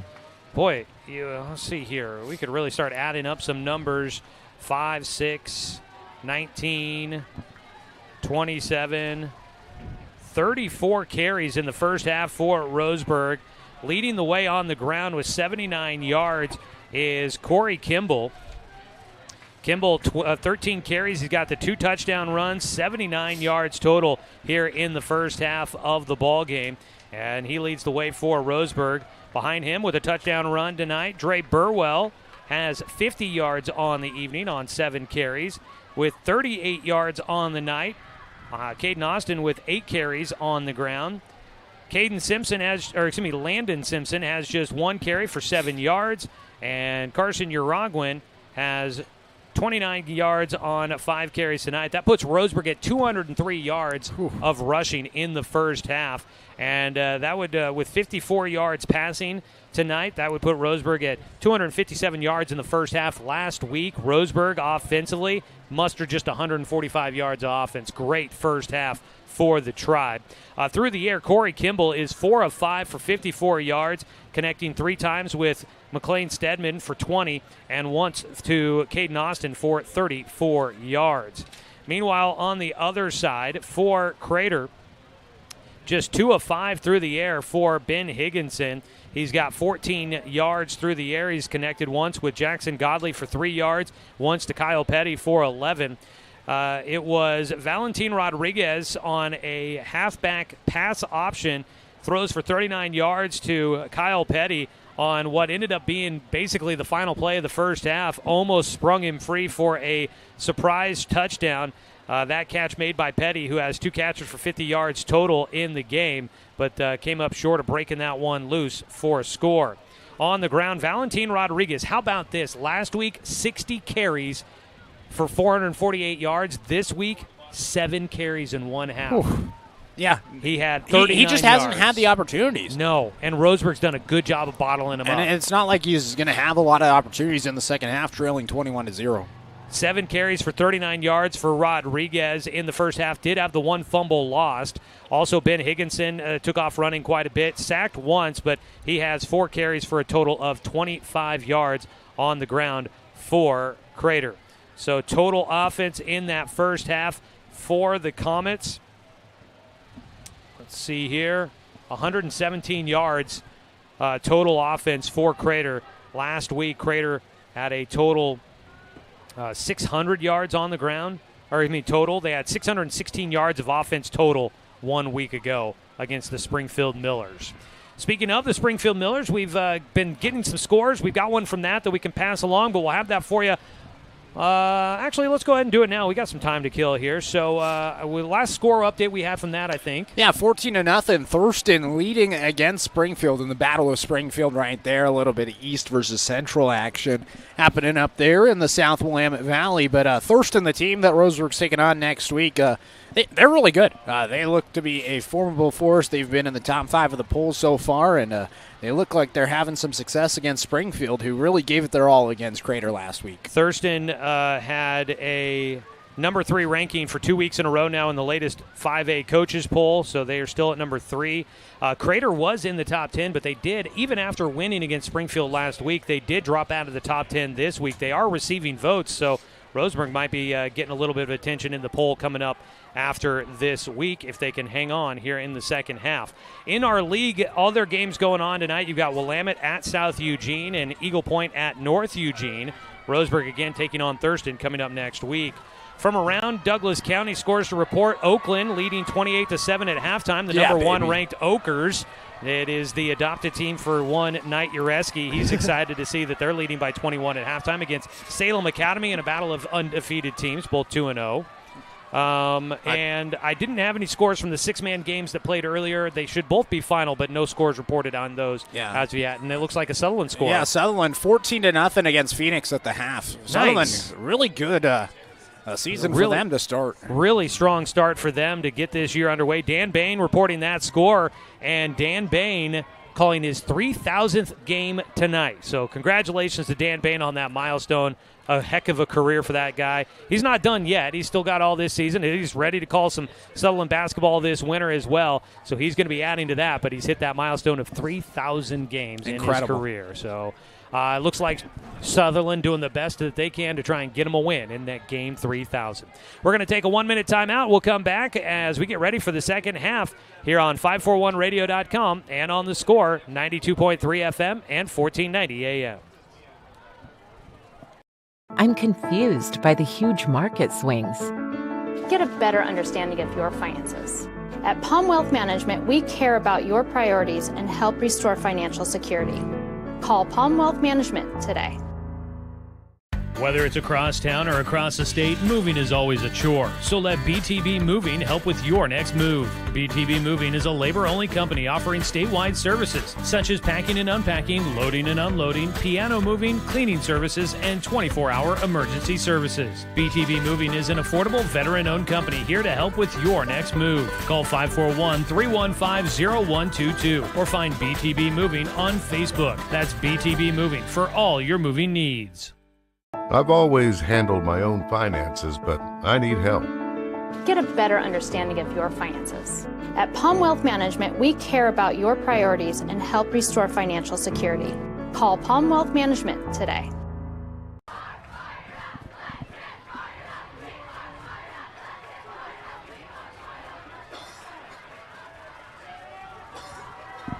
Wrapping up our Quality Fence halftime report here from Central Point at Dutch Myers Stadium. Knight, we're getting ready for the kickoff. It'll be Crater football to start the second half, and we always talk about owning that middle 8. Maybe it's not quite maybe they go for middle 6 in high school football. But no, you can still call it the middle 8. Why not? I mean, it's just a little bit more time to own, right? Well, I mean, it's just the 4 minutes in the first half and then the 4 minutes to start the second half. But it's the last 4 minutes of the first half, I should say. But it is that critical moment where you want to finish strong and you want to start strong, going in and coming out of the locker room. And with Crater getting the football to start and the way that Roseburg's limited what they've been able to do offensively, it feels like come out and get a stop to start this thing in the second half. Roseburg could really kind of start to, I mean, it's still a long game, a lot of time. I don't want to get too far ahead of ourselves here, but there's the opportunity to really start salting this one away. Yeah, I mean, you saw it at the end of that first half. They were able to drain about 6 minutes off the clock with that final drive. Got a little dicey at the end with that final play, and maybe that's something that Crater looks to capitalize on here in the second half is those explosive trick plays. Try to draw something up, because that was really the only success they had in that entirety of that first half. But right now, I think that their game plan coming into today was feed Valentin Rodriguez the ball, and I'm not sure if they're going to have that opportunity here in the second half, looking to preserve some time. Yeah, it is definitely – you're going to have to start moving the ball a little bit, and right now the passing game for Ben Higginson has been a little difficult. He has had a hard time getting on the same page with his receivers, so we'll see how Crater tries to address that here coming up as the second half gets ready to kick off. Roseburg will be booting away. Looks like they'll be kicking right to left on your radio dial as Crater will return it left to right, wearing the black tops, the silver trousers, white helmets with the Chicago Bears Crater C on the side of their helmets, a black and orange stripe down the middle of the helmets for the Comets. Roseburg wearing the white tops, white trousers, black numbers on the front and the back. They've got the black helmets with an orange R on the side and the orange and white stripe going from front to back across the helmet there for the Indians. Kickoff from Jacob Michael will be coming up here in just a moment. As we get ready for the start of the second half, remind you tonight's game brought to you by Centennial Orthopedics, sports injuries and more. It's your move. Visit centennialorthopodiatry.com. Kickoff is away. It is Petty. He's got some space outside the numbers on the far side, still on his feet. Roseburg's kick coverage team will finally get there out about the 37-yard line. About maybe they'll stretch it out to the 38 on the return for the Comets. And Crater will get pretty decent field position to start, and they are got to be coming out fired up to try and make a statement here early in this second half of the ball game. Absolutely, and they need something to go their way, and that might be it right here to start the second half. For Roseburg, you just got to continue to control the clock and control the line of scrimmage. Football out at the 38, looking to pass is Higginson. He'll roll to his right, has some space, some time, has a man open, hit as he was pulling it in, and the ruling is a catch. Once again, it's Petty. He's been a prime target in the passing game. He takes it out to the 48-yard line, a pickup of 10 to complete and start things here in the second half. They go quickly as they run it with Rodriguez up the middle, and it is the hurry up for this Crater offense trying to get something going. And that's where they can beat you. Just a quick pass play for a completion. All of a sudden, they're running it right up the middle. They run it out to the Roseburg 46. Now Valentin goes over the right side, and he's got space. And he's able to move the chains on second down and short. And again, Rodriguez getting it quickly after the hurry up. And that's where Crater's going to have to find success today. They're trailing by a lot. They got to use the hurry up. They go to Rodriguez, just goes over the left side, and he just takes a nice easy stroll over the left tackle, and he gets it into the Roseburg 34, and they are quickly into Roseburg territory. This is the drive we expected from Crater, and boy, do they like to move fast. Rodriguez bounces it out the left side, little shake, gets tangled up by his feet. Coming up to make the stop was Paxton Burke down to the 26-yard line, and man, are they moving quick. Yeah, they've only used a little over a minute so far, and they're already down towards the Roseburg side of the field. Looking to pass, and the late pitch now to Rodriguez out on the right side, and he gets slowed up. It was Brayson Parker forced him back into the middle. Reitman there to help clean things up down to the 25-yard line. That's just a pickup of 1 on that play as they try to slow down Rodriguez. That's a big play right there. It felt like the defense was reeling. Now they get a second to kind of catch their breath. Looking to pass. Higginson rolls to his right side. He'll tuck it, has a blocker, tries to cut back in, and pressure from all the way on the other side. Chasing, Caden Luther gets there as Higginson was slowed up, tried to cut back in. He gets crunched from the backside by Caden Luther, but picked up good yardage to make it third down and short at the 19. That was a 6-yard pickup. They give it to Rodriguez, just a ton of blockers right over the right side. And Rodriguez will move the chains. As they get the first down, they spot it down to the 14. It was another pickup of 5. Give it to Rodriguez, and he goes over the left side, right in the middle of that defensive front for Roseburg. Brayson Parker getting in on that stop. Down to the 11-yard line, a pickup of 3. They get a new back in there. Higginson, pass left side, goes in and out of the hands of the receiver. In coverage, Noah Nelson out there. He was right on top of Will Maddox. It's a big break right there. They had brought in Jose Rodriguez, the younger brother for Valentin. He's in the backfield to the left of Higgins. Higginson gives it away and running right up the middle. A little hurdle to get inside the 10. He hurdles over the yard marker down to, they're going to spot him at the 8-yard line. A pickup of 3 for Jose Rodriguez. And they go quickly once again and they stop him up. That was 4th down and 3, and Roseburg will get the stop down at the 7-yard line. A pickup of 1 on the carry for Crater, and they march all the way into Roseburg territory and turn it over on downs. They were moving too quick. I didn't realize it was 4th down. That's what it feels like. It feels like you're just watching this offense and it's go, go, go, go, go, and then all of a sudden you look up and it's 3rd down, 4th down, and right there, that's a huge break for Roseburg's defense after an impressive opening drive from Crater. The defense does its job, gets the ball back, and after just a little over 2 minutes into the second half, Roseburg has the ball back, still leading by 3 scores, and now a chance to drain the clock. Valentin Rodriguez came out of that drive at the end. They put in Julio Rodriguez, and that's where things started to sputter. Roseburg, first possession of the second half, long way to go, but they're going to pitch it out to Austin. He's got space, got to the sideline. He'll take contact as he's forced out of bounds outside the 20, gets to the 22-yard line. That'll give Roseburg some breathing room. As Caden Austin moves the chains, he'll pick up 15 on the first down run. New half, same story. Roseburg finding success with the run game, and man, this is a huge opportunity for this team to really just drain the clock. You drain another 6 minutes off the clock, score another touchdown. This could be it. Roseburg already with 3 guys over 50 yards rushing tonight. They've got the first down at the 22-yard line, and they'll run it again. That was Reitman in the backfield. Oh, no, it was Rodriguez, it was Uragwin in the backfield. It's a keeper for Kimball. Trying to identify the right guy in the meantime. Here's Corey Kimball just rumbling and reeling off more yardage. And he moves the chains out to the 34, and Roseburg's mounting their comeback answer to that opening drive by Crater that stalled out, but Roseburg's here getting chunk yardage. That's 12 on the ground for Kimball as he nears 100 on the night. That's exactly what we saw in that first half. I mean, Roseburg was just moving the ball at their will. It's first down and 10 out to the Crater the Roseburg 34-yard line. Ball on the left hash mark. Only one target out to the short side of the field. Stedman out there alone. Uragwin in the backfield behind Kimball. Burwell moves in motion. Give it to Uragwin. He bounces off a tackler. He's free. He's breaking into the secondary. Here he goes. He's got one man to try and outrace. At the 10, the 5, touchdown, Roseburg. And the Indians tack on another one on a big run from Carson Uragwin. What a play by Carson Uragwin. Able to break away and use that speed. We've been talking about him as a quick back and his ability to go up the middle, use his power, and then break away with the speed. And it was a track meet all the way to the end zone, and Uragwin won it.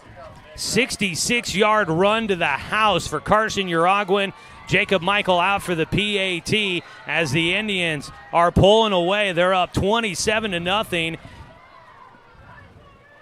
And with the kick, it is up and through for Michael, and Roseburg's on top of this one, 28-0 in the third quarter. Whoo, boy. Man. We will come back after a quick 30-second timeout here on 541radio.com and on the Score, 92.3 FM and 1490 AM. My wife and I moved to Oregon to raise a family, set our roots, and to have a lot of fun outdoors. We quickly realized that we needed a truck or a rig for the projects that we were doing in our backyard. When we were looking to find a place to finance our truck, we asked our patients, and everyone recommended Cascade Community Credit Union. It was so easy to work with Cascade. Everything was done via email, phone, and we didn't even need to go in. I can't wait to finish up the projects in the backyard, go on more adventures in our truck with our boys, and I look forward to working with Cascade again in the future. Fourth rushing touchdown of the night for Roseburg. It was 3 plays. They go 93 yards, and it takes less than a minute off the clock. They use 51 seconds, capping it with a 66-yard touchdown run from Carson Uragwin. The PAT good from Jacob Michael. 28-0, Roseburg in front with 8:34 to go here in the third quarter. Uragwin, his 6th carry of the night, 66 yards. He's now the leading rusher with 95 total tonight. The kickoff away, bounces at the 15, a one hop to Petty at the 20, makes a man miss, gets to the 25, spin, gets taken down to the 26, and that is where the drive will start for Crater. Uragwin with 95, Kimball with 91, Austin with 53, Burwell with 50. Roseburg's ground game is pounding the rock tonight, and it is working. Tonight's game, sponsored by Cascade Community Credit Union, belong to Douglas County. And we want to say thanks for the BTB Moving. They provide labor services for your moving needs. Veteran-owned, affordable, dependable, efficient, and careful. Senior and veteran discounts are available. Book now at 541-315-0122 or find them on Facebook at BTB Moving. We'll have another BTB Moving out-of-town scoreboard update in the postgame show. Looking to pass here, Higginson goes over the middle. Had a man there, but it goes through his hands, sliding down the throw a bit behind him. Intended out in the flats for Godley, up the middle for Godley, and he just slid past it, had to reach back, couldn't control it. Godley's been his top option, and again, despite the incompletion, going for the hurry-up. Looking to pass again, this time out in the flats, a little screen, caught by Petty. Petty hit in the backfield, taken down, and a nice job out on the far side. Noah Nelson stepping up to make the tackle for loss. And Roseburg's defense, just how impressive have they been here today? They take them back to the 25. It was a loss of 1 on the pass play out to Kyle Petty. And it'll be 3rd down and 11, and Roseburg can get another quick 3 and out. Looking to pass downfield. No, Higginson takes off. He's got a lot of space, a stiff arm. He's out to the 40, has the first down. Coming up to make the tackle, Cody Davis forces him out of bounds. In pursuit as well, you had Luke Robbins, and also out that direction, Beau Pascal, the junior. And I think Roseburg's gotten some new guys out there on the defensive side of the ball. We're seeing some new numbers out there that we haven't been noticing earlier on, and they're being able to get to a spot where they've got guys going one direction, which really helps out a team to stay fresh throughout a game. Absolutely. The more depth, the better. And right here you can see that Crater moving a little bit too quickly, a false start, and they've backed themselves up now. That was a 17-yard scamper by Higginson. Now the penalty will back Crater back up to the 37-yard line. And they try to run up the middle with Rodriguez. Valentin will not quite make up the penalty distance. Gets it just out to the 40, picks up 3. And one thing to note here is Roseburg has been, I don't know if they have a penalty tonight. If they do, it's very few. They've been doing a good job of playing clean. A pass as he's hit out into the flats. Godley with it. Makes a couple of tacklers miss. And able to clean it all up is Tyler Reitman, the senior, there to finish it. Roseburg almost had a chance to get it to 3rd and long. But a nice pass completion out to Godley will move the chains as he takes it to the Roseburg 48. And Jackson Godley, he's been their best wide receiver this season. Really good weapon on the outside for Higginson. 12-yard pickup. Now here goes Rodriguez, and Roseburg will get him down. And that was needed just in the nick of time there. And Rodriguez will take it deeper into Roseburg territory. But Crater's been stalling out when they get to the red zone. So we'll see how it goes here. A 17-yard pickup on the ground and a timeout taken by Roseburg. Let's add, for those that are watching online, we're adding back on the timeouts for the second half. Rodriguez takes it down to the 31. He picked up 17 on that carry on his 16th of the night. And he's up to 96 on the evening, having a big start to the second half. No doubt, and I think this is a good timeout right here for Roseburg in the situation. Just calling timeout, trying to regroup defensively. It feels like Crater in the second half's been go, go, go. You don't want this to get out of hand. You still have an opportunity here in your own territory. You've done it before. You've been able to hold on your own, and I think that this is a good opportunity right here for that early timeout. Roseburg football this season is sponsored by DC Farmers Co-op, where everyone's welcome to shop. And, of course, we want to say thanks to the Cow Creek Tribe sponsoring our online video coverage of Roseburg football. hear from The Score, you can head to 541radio.com. You can head to our YouTube channel, 1490 The Score, and watch Roseburg football all season long. It is first down and 10 from the Roseburg 31 for Crater. Higginson in shotgun. Roseburg sending pressure, but they get into the neutral zone. And that's going to help out the Comets here. That might be one of the first penalties of the night for Roseburg. That's just not a penalty that you can take right after a timeout like that. So it'll put the ball out to the 26, a 5-yard penalty. Roseburg leading 28-0 with 7:06 to go in the third quarter. Indians have been rolling offensively, trying to keep their defense stout, which has been good all night. Fake the handoff, pass out into the right side. A short pass collected by Petty, who does everything he can to fall forward to the 23. Picks up a chunk of yardage, about 3 on that one. And it is going to be make it second down and short. Just a 3-yard completion. They will run the ball there. It was Rodriguez. It's like I look down to write down stats, and they're already going. Runs it down to the 21, a pickup of 2 for Rodriguez. And they get the first down. He bounces it out the left side, and Caden Luther does a nice job of recovering. He got sucked in, had to extend all the way to get his hands on Rodriguez. Did a nice job to hold on and slide with him and bring him down. But now Luther a little slow to get up, and he'll make his way to the sideline as they bring in a new man in to fill in for him on that defensive line. That's going to be Aiden Nutter that'll help out at that right end position for Roseburg. The football goes down to the 18-yard line, a pickup of 3 for Rodriguez. Higginson's going to run it right up the middle. Rodriguez gets over 100 yards on the night here tonight. He's at 101. He's the first guy to break the century mark for this evening. And that run by Higginson is going to set up third down and medium as the ball is at the 16, but Roseburg with a man down. Brayson Parker slow to get up, but he is up now. That's a good sign. He'll make his way to the sideline under his own power. Actually, he will. So the ball at the 16-yard line. It was a pickup of 2 for Higginson on that carry. Roseburg brings in a couple of different guys. Third down and medium, but this is probably 4-down territory. I mean, trailing by 28, you hope so.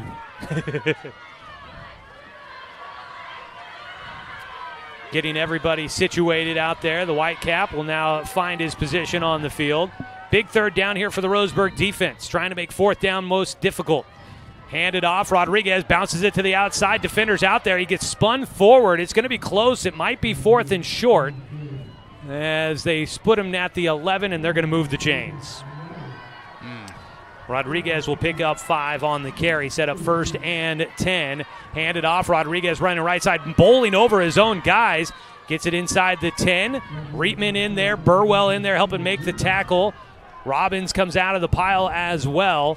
The football goes to the 7-yard line, a pickup of 4 for Rodriguez.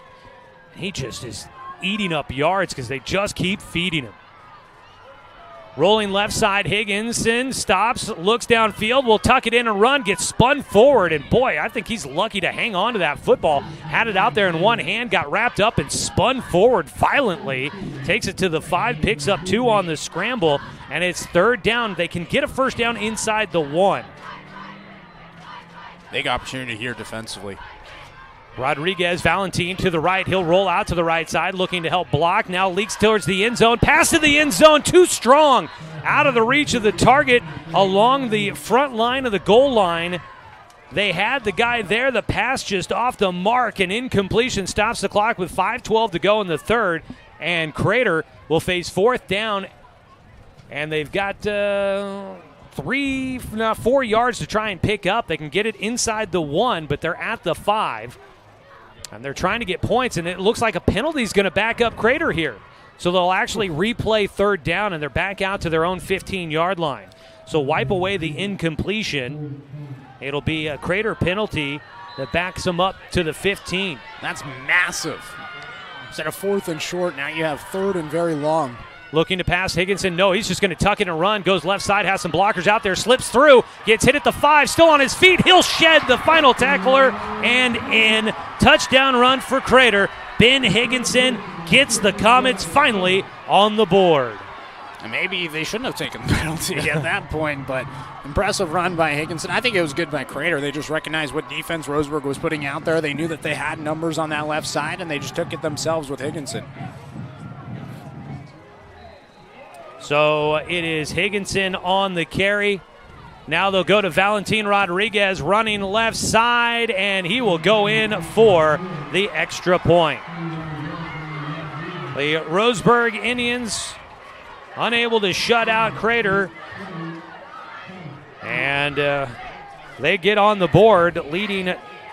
It's 28-6. Roseburg in front, and make that 28-8 now, as the Comets will get the extra point.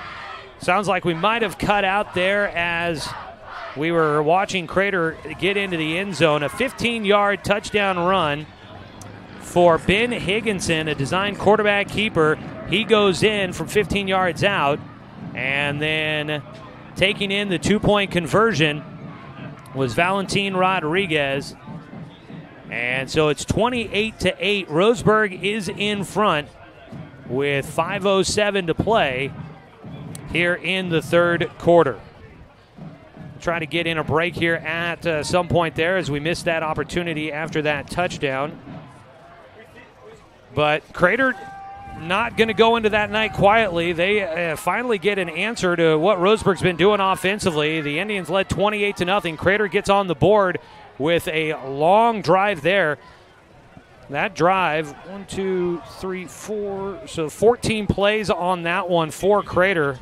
And they go 74 yards, finally cap it off after a 15-yard or a 10-yard penalty for holding. They take it in on the run from 15 yards out. So Roseburg will be getting the ball back here after the kickoff is away. It's going to go short to the 30. It's picked up, and it's Dane St. Clair, the return man, out to the far side. He gets run out at about the 36, 37-yard line. So here comes Roseburg's offense. Apologize that we lost our connection there. For some reason, it just will drop out for a moment and then comes right back on for us. Tonight's ball game brought to you by Flyaway Travel. Contact the travel experts at Travel Leader, Flyaway Travel. Make sure that you have an agent in your corner. Call 541-672-5701.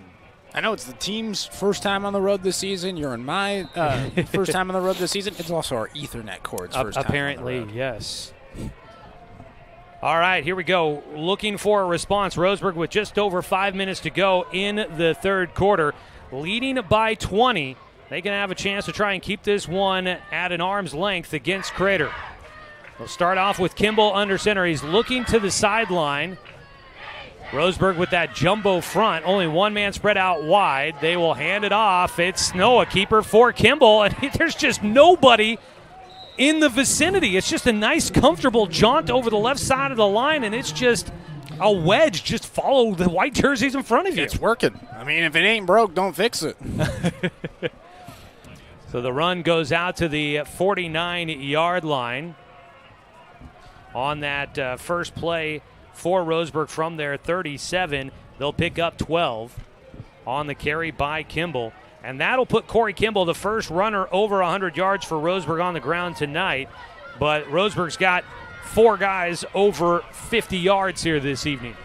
And they are just willing to slow this down. They've got their 4-minute offense. A lot of times you hear about a 2-minute offense trying to run the offense quickly. Roseburg's trying to slow it down as much as possible. They will be another keeper for Kimball over the right side. He tucks it in, put 2 arms over it, and he's got another first down carry. The young man is just taking exactly what the offense is giving, or defense. I mean, and the offense. The blockers are doing their job as well. Everybody's doing their job tonight, and it's just been so impressive to see the difference from last week to this week for this Roseburg team offensively. 16 carries, 113 yards on the night for Corey Kimball, the Roseburg quarterback.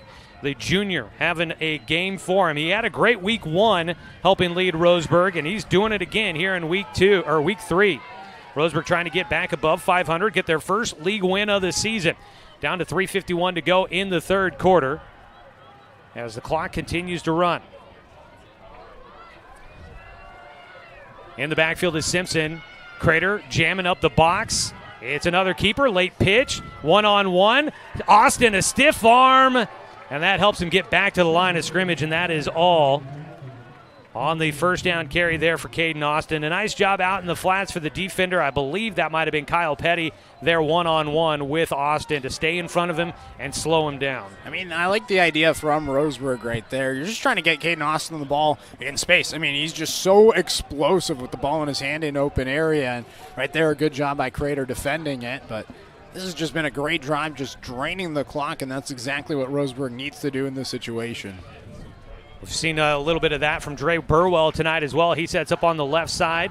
Roseburg with a jumbo set on the right side of the line. The tight end out that direction. The tight end, Jacob Michael. Burwell moves in motion. They will pitch it to him on the right side, but the defense is out there to sniff it out. He finds a way to slip through. Will get positive yardage to make it third down and long, but better than it was. As he gets to the 37-yard line, will pick up 4 on the carry there for Burwell.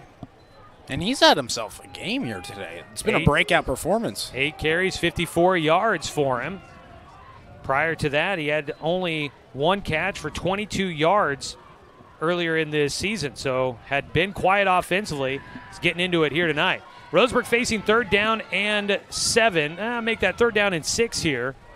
They've got to get the ball to the 31-yard line. They sit at the 37 on the right hash mark. Clock running down to 1:57. They have really eaten up some time on this drive. Kimball's going to keep it. No, he gave it off, and it's a first down carry over the right side, just barreling down the line. Roseburg will take it, and that was Landon Simpson. The senior back barrels his way through. I haven't seen him much tonight. Roseburg getting a lot of guys into it, which is what we saw week 1 against Gresham, too. We had a lot of ball carriers for the Indians. And that just keeps the defense on their toes. They don't know who's going to get the ball, and so far Roseburg's been able to find success with whoever they throw out there. They needed 6. They get 10 out of Simpson on his 2nd carry of the night.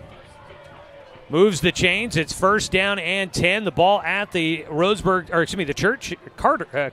Well, let's get the right team here. Crater 27-yard line. Minute 19 and counting, and the Tribe just continue to wear down the clock. Clock gets down under 15 seconds. They will set up, and they will run it. It's Kimball, and this time Crater sniffs it out. Hunter Verstegen gets in to make the tackle just behind the line of scrimmage. It's not a sack. That was a design run. It'll be a TFL for Verstegen. Back to the 20, make that the 28-yard line. A loss of 1 for Kimball. It's a good tackle in the backfield, and Kimball has just been crushing it. It felt like he was getting about 10 yards per carry. That time stopped in the backfield. That is, well, they've had a few negative yard plays on this one, but not many. And they have definitely made up with it for plenty of positive plays offensively. Roseburg looking to wear off the final 5:07 here in this 3rd quarter. They're facing 2nd and 11. Kimball, late pitch out to Burwell. He fields it, gets up the right sideline, will be taken out of bounds inside the 25, down to about the 20. They'll spot him at the 23. He picks up 5 on that carry. The clock will stop with 18 seconds to go. They kicked off the ball with 5:07 to go in this 3rd quarter. And the Roseburg Indians have just been marching down the field, and that Burwell carry for 5 yards will set up 3rd down and a long 5-6 yards to go here. A little bit of movement there. Clock is stopped with the play out of bounds, so Roseburg not able to wear off some time here. They'll go back under center for Kimball, 3rd down and 6. Burwell moves in motion, and it's a keeper. Kimball got swallowed up. He probably needed to find a different option on that one as Crater sniffs it out, but that'll wear off this 3rd quarter here. Coming up to make the stop, Travis Agee gets in there for the tackle, makes it 4th down and 5 for Roseburg as a pickup of 1 will take it to the 22, and that'll wrap up the 3rd quarter. Let's take a 1-minute timeout. We'll be back as the 4th quarter coming up next here on 541radio.com and on the Score 92.3 FM and 1490 AM. I'm confused by the huge market swings. Get a better understanding of your finances. At Palm Wealth Management, we care about your priorities and help restore financial security. Call Palm Wealth Management today. Whether it's across town or across the state, moving is always a chore. So let BTB Moving help with your next move. BTB Moving is a labor-only company offering statewide services such as packing and unpacking, loading and unloading, piano moving, cleaning services, and 24-hour emergency services. BTB Moving is an affordable veteran-owned company here to help with your next move. Call 541-315-0122 or find BTB Moving on Facebook. That's BTB Moving for all your moving needs. I've always handled my own finances, but I need help. Get a better understanding of your finances. At Palm Wealth Management, we care about your priorities and help restore financial security. Call Palm Wealth Management today.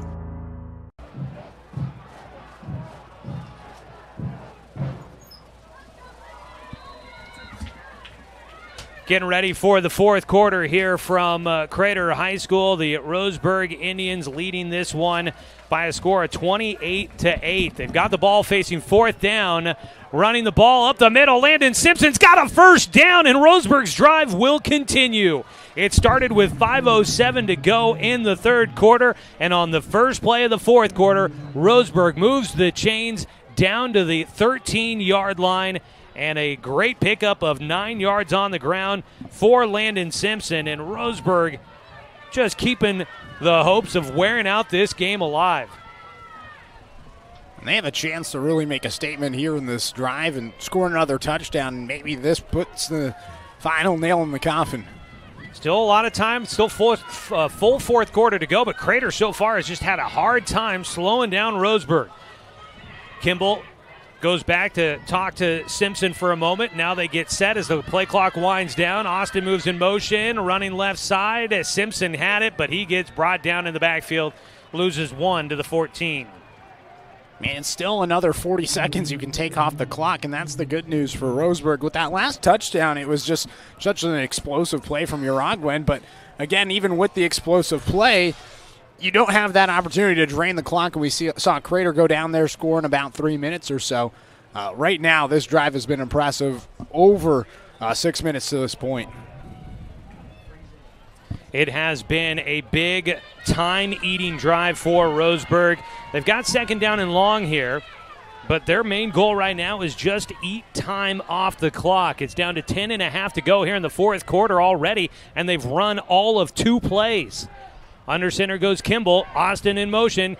It's Kimball over the left side after the fake to Simpson. He gets inside the 5, still on his feet, stretching. He gets his third of the night. Corey Kimball in, and Roseburg strikes again. Man, have yourself a game, Corey Kimball. On the ground, the QB does it one more time. And this game has just been all Roseburg. So it'll be Roseburg looking to try to put the PAT through. It'll be Jacob Michael on the kick. Roseburg leading 34-8 after a 15-yard touchdown run by Kimball. The right-footed kick is up, and he misses it wide right, but a penalty flag is out, and it's on the defense. So Michael might get a second opportunity here.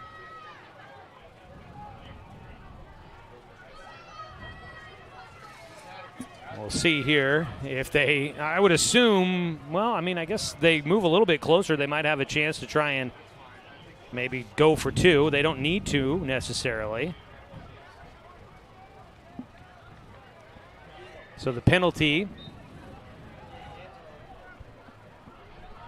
will set them up. They'll kick it now from 7, or make that 20 yards out.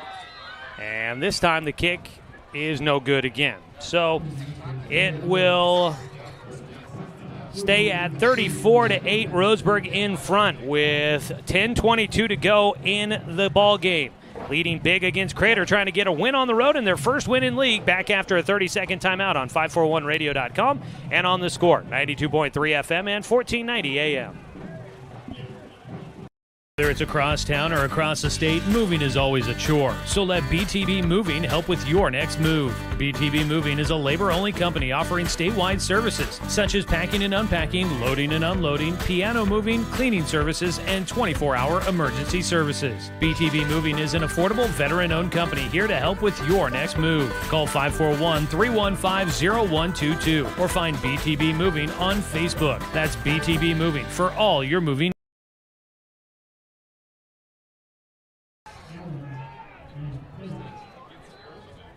Along with Knight Ureski, I'm Joey Kieran. Roseburg able to wear off, let's see here, 38, a minute 38, 45.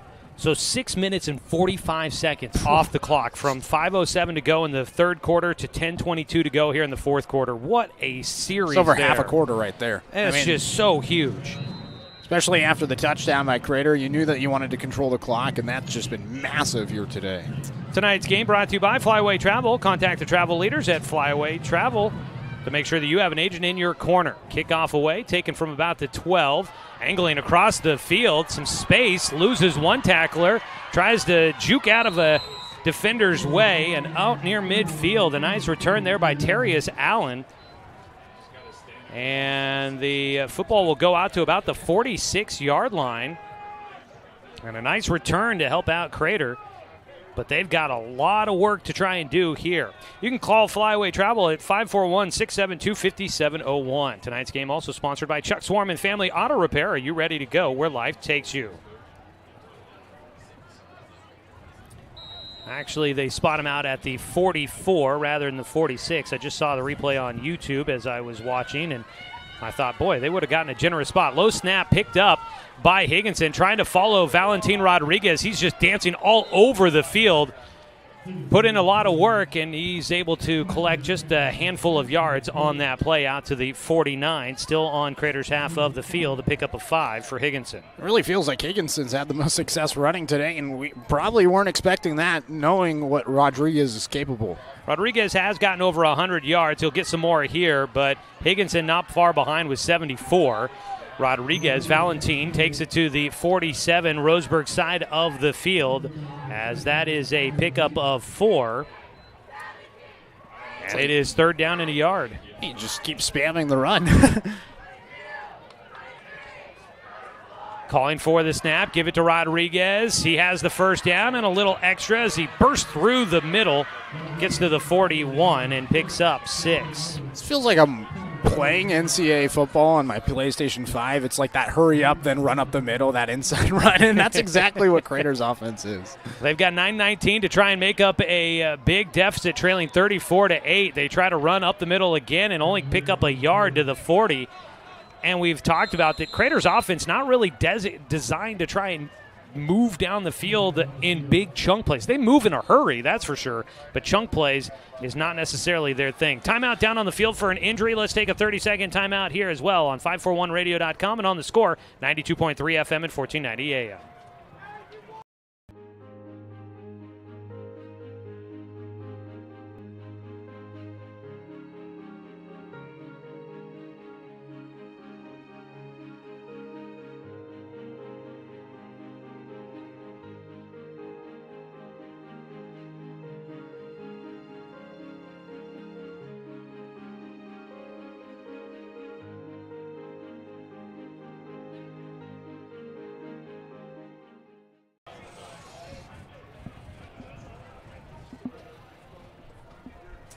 It was Valentin Rodriguez, the player that was slow to get up. He makes the way to the sideline under his own power out of the, let's see here.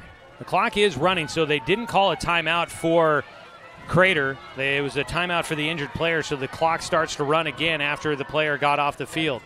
It'll be second down and 9. Pass out far side, caught and in and out of the hands of the receiver. The ball on the ground, racing to get there. Luke Robbins smartly picking it up, but they do wave it incomplete. It was a forward pass. Yeah, and it clearly was a drop. That was the other thing. I mean, it looked like a good option over there with the screen, just unable to succeed on the catch. So it makes it third down and 9 after that incompletion. Clock stopped with 8:51 to go. 34-8, Roseburg in front of Crater.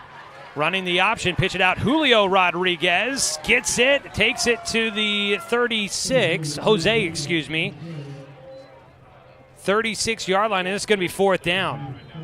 As a pickup of 4 on the ground for Jose Rodriguez, the younger brother of Valentin. And Valentin's back out there right now. Facing fourth down and 5. Rolling to his right. Higginson tucks it. Will get hit. He's going to be right at the marker. What are they going to give him on the far side? It looks like he's short.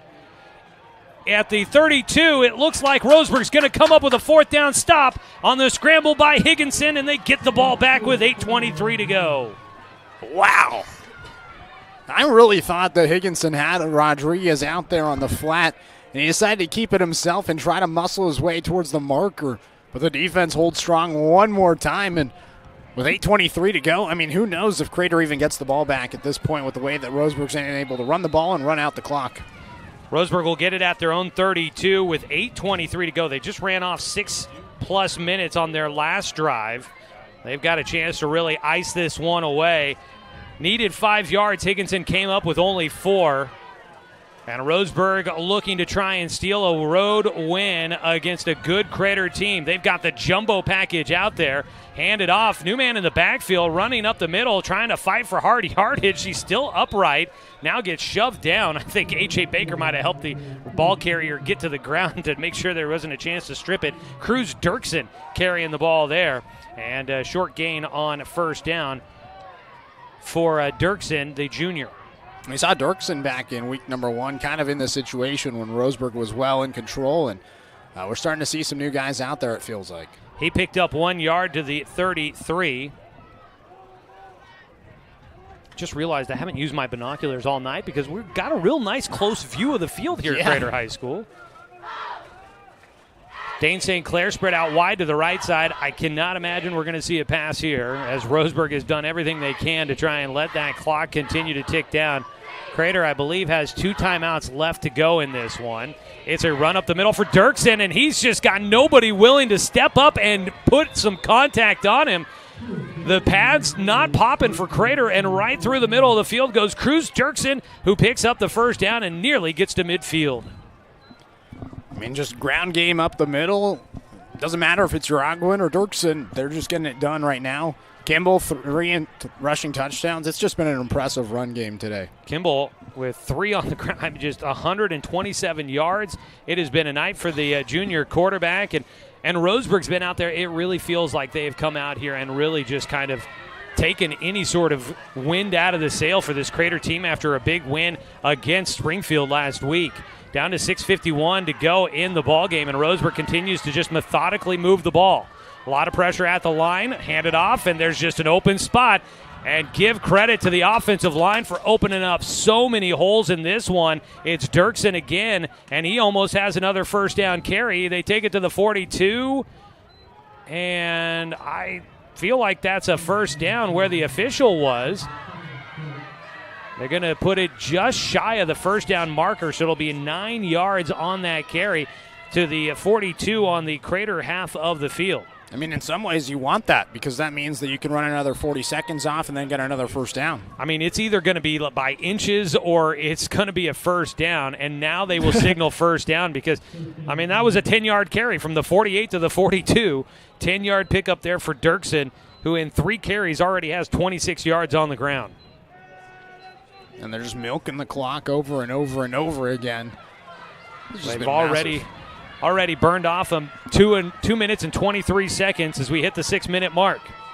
Roseburg continues to burn time on the clock. Tonight's game brought to you by Dr. Alanson Randall, Family and Cosmetic Dentistry. Visit drrandall.com or call them at 541-378-6694.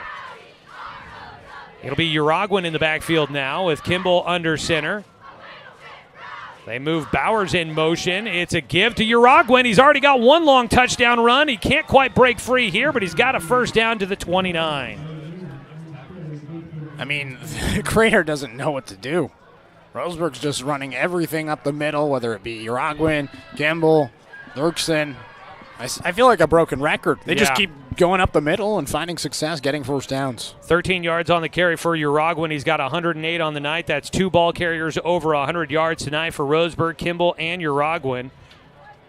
It's Dirksen back in the backfield as the clock down to 5:13. It's Dirksen as Kimball it's Luke Robbins who's come in at the quarterback position. He had a defender around his ankles. He gives it away, and Dirksen takes it into the red zone inside the 15 to the 13-yard line.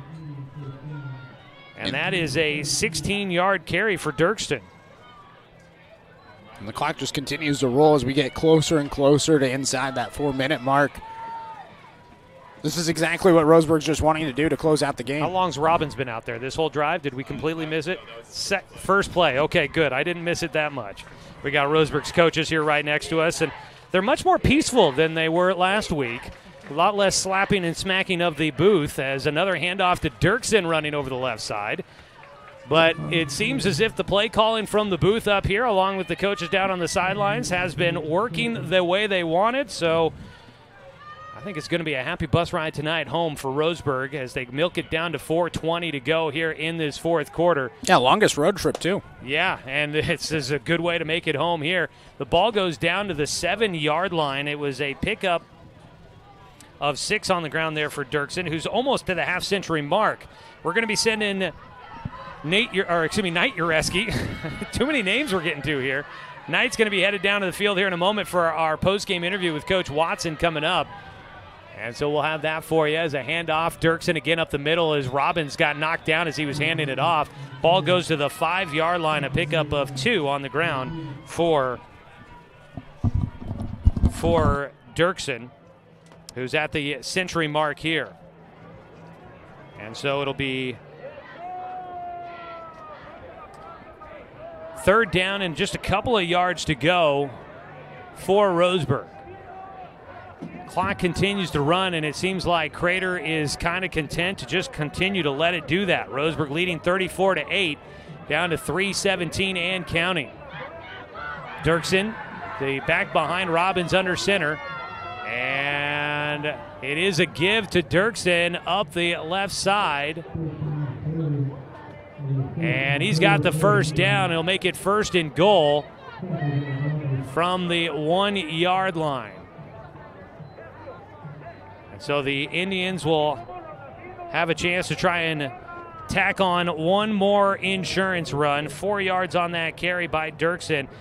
Reward the young man here. Give him a chance to punch it in. It'll be first and goal with 2:45 to play. And it's a quick snap. Roseburg's quarterback, Luke Robbins, wasn't ready for it. Did he jump back on top of it? He will. Oh, they're going to have a penalty flag out. It'll be a false start against Roseburg. They got moving just a little bit too early. Roseburg, again, has played really clean here tonight. But this penalty will back him up to the 6-yard line.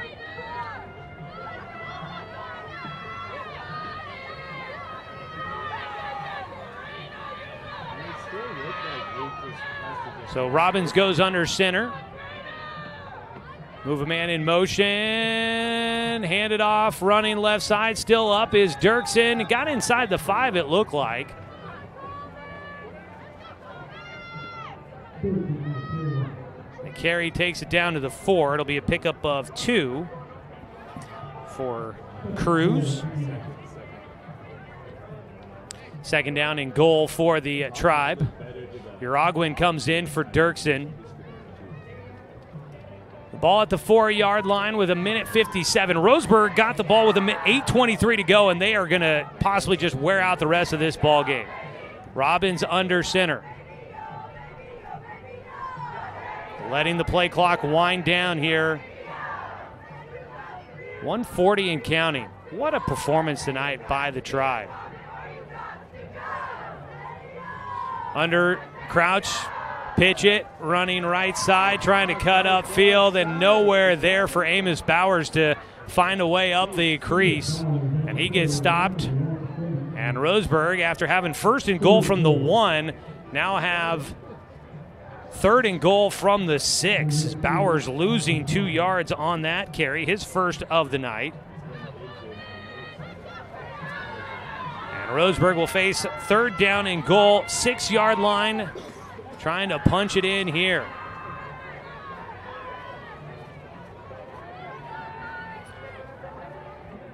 Robbins will pitch it, running left side. The runner for Roseburg out at the 10-yard line, taken down. And Roseburg is going to face 4th down and goal from the 10 as they're moving the wrong direction here as they get a few guys out there. There is a penalty flag out.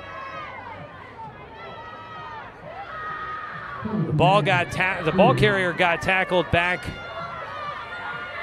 at about the 10-yard line, it looked like.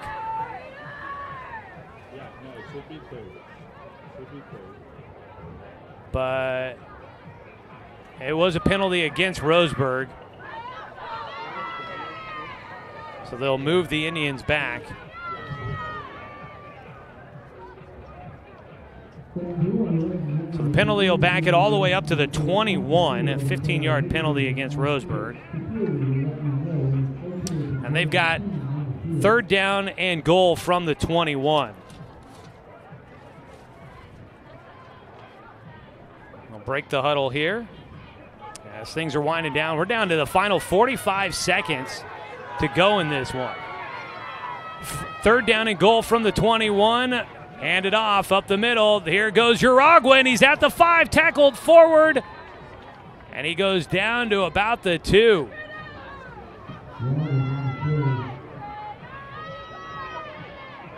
Roseburg will be set at 4th down and goal from the 2-yard line. And Uragua just gets a chance to add to his total. He gets a 19 there.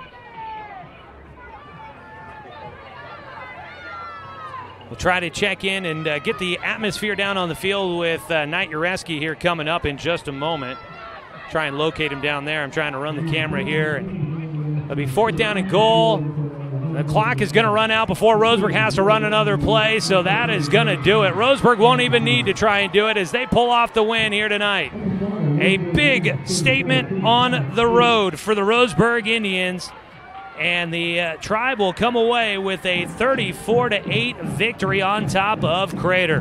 What a night here for Roseburg, and hopefully it is something to build off of here this evening. Taking a look down on the field here. See if we can find Knight Ureski down there. Knight, you got us down on the field? I got you. Do you got me? Yes, we do. Great to hear your voice down there on the field. He's going to have our Bowers Industrial post-game interview with head coach Matt Watson coming up. So, Knight, stand by. We'll have you here in just a moment. We'll take a break here for the post-game show on 541radio.com and on The Score, 92.3 FM and 1490 AM. Successful companies have a very important secret. Good advertising works and makes them money. That's why your business should contact Lotus Media Group. Let us help you cash in with multimedia advertising. Multiple touches from Douglas County's only Google certified partner and most effective advertising platform. Web, broadcast, print. Make it happen. LotusMediaGroupLLC.com.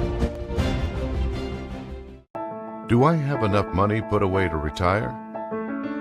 Plan for your future with confidence. At Palm Wealth Management, we'll help you see a clear path to financial peace of mind. Call Palm Wealth Management today.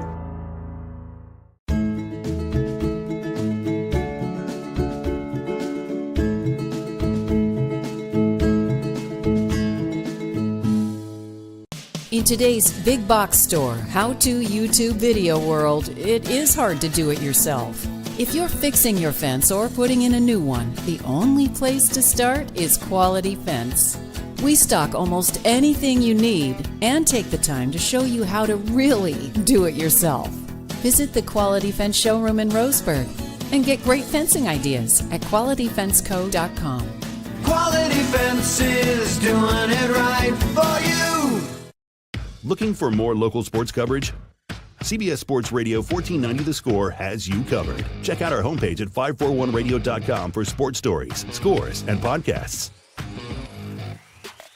And follow us on social media. 1490 The Score is on Twitter, Facebook, and Instagram. And take the station with you wherever you go with the 541 Radio app. Download the app in your smartphone's app store and get access to a live stream of the station, sports stories, podcasts, and easy messaging with the station and other. I'm going to say maybe see about, like, if you maybe could get a chance to talk to, like, Carson Uragwin, number 33 or something. Yeah, we could see.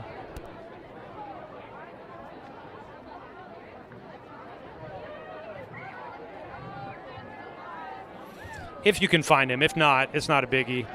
Yeah. I might give you a chance to maybe, like, ask Watson if he could track him down while I'm filling time or something. Yeah, I mean, what we could do is we could do the coach interview and then What's that now? What we could do is we could do the coach interview, send it to a break, and then come back and I could interview Uragwin probably. Because I feel like, or unless you want to, like, fill air while I try to, like, track down Uragwin. Hey there, sports fans. Thanks for watching this local sporting event online at 541radio.com. Did you know there's more than one way to watch games online? You can watch games on your laptop or desktop computer, your tablet, or even your smartphone just by going to 541radio.com. But we also use YouTube to stream all of our video broadcasts, which means you could be watching this game on your big screen TV with a number of different streaming devices. You can stream our live YouTube broadcast through your PlayStation or Xbox gaming device or through streaming devices like Google Chromecast. Out at Crater High School, the final score in this one, 34-8. We've got your Bowers Industrial post-game interview with head coach Matt Watson coming up with Knight Ureski here in just a moment. The team breaking their huddle, so we're going to have that coming up here in just a second. Big win for Roseburg on the road. Final score, 34-8, a big victory and a statement win in this new Special District 4 league. A chance to try and show that Roseburg's going to be a tough team to beat. And they came out tonight and just absolutely pounded it down the throat of the Crater Comets, winning this one 34-8. Knight Ureski's down on the field, and he's going to try to track down Coach Watson here. We might see if we could dig up a player in as well. I'm going to let Knight see if he can talk with Coach Watson and see if maybe he can whistle down a player here before they all make their way off the field. Knight, you want to try and check with Coach just to see if we can grab a player here before we start the interview there. It is our Bowers Industrial post-game interview with head coach Matt Watson coming up. And Bowers Industrial, a proud supporter of local communities and youth sports. We appreciate their sponsorship of the post-game show interview with head coach Matt Watson. All right, down on the field, Coach Watson is down there with Knight Ureski. Knight?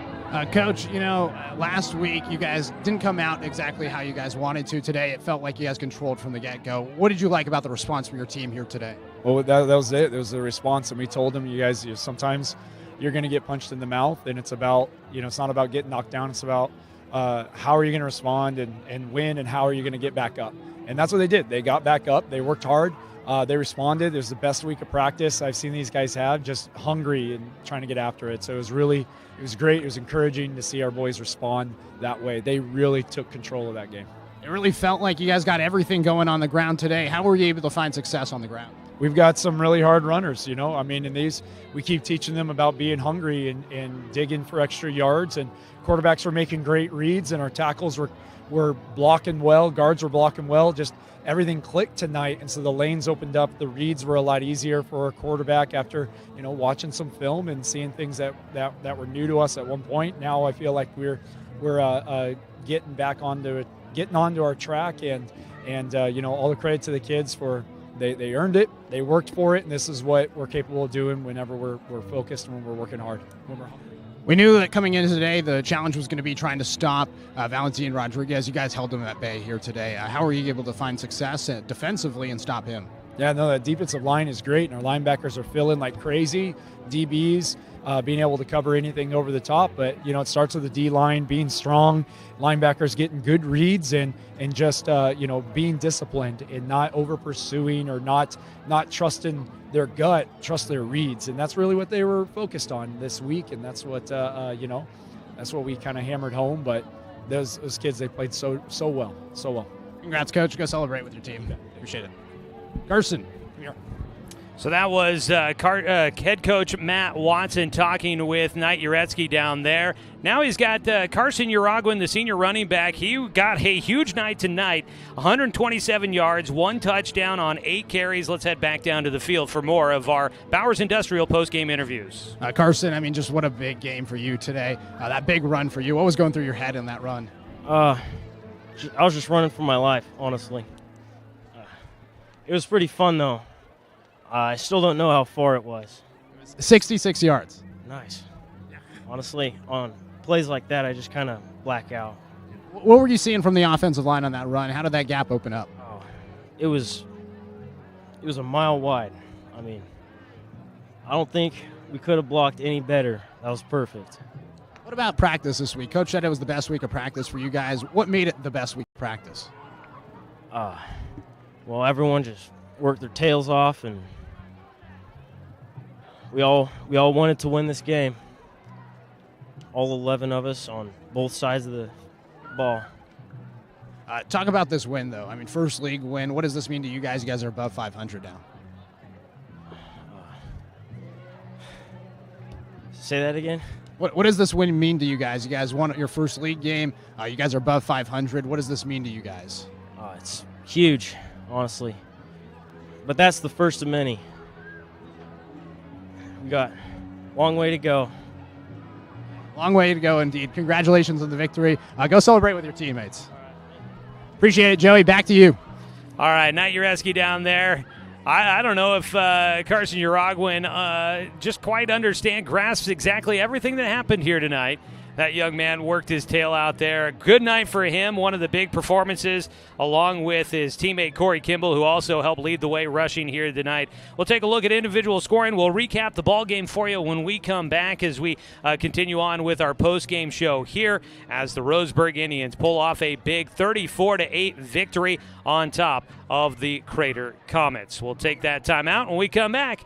And we'll wrap things up here from Central Point on 541radio.com and on the Score, 92.3 FM and 1490 AM.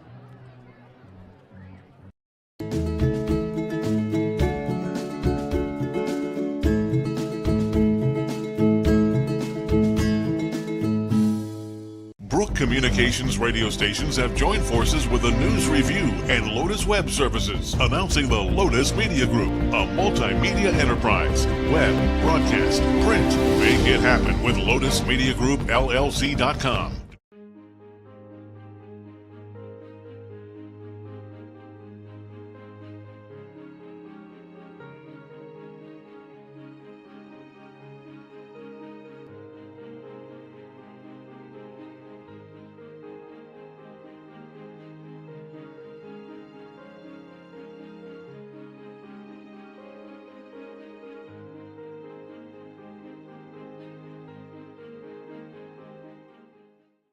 Whether it's across town or across the state, moving is always a chore. So let BTB Moving help with your next move. BTB Moving is a labor-only company offering statewide services such as packing and unpacking, loading and unloading, piano moving, cleaning services, and 24-hour emergency services. BTB Moving is an affordable veteran-owned company here to help with your next move. Call 541-315-0122 or find BTB Moving on Facebook. That's BTB Moving for all your moving needs.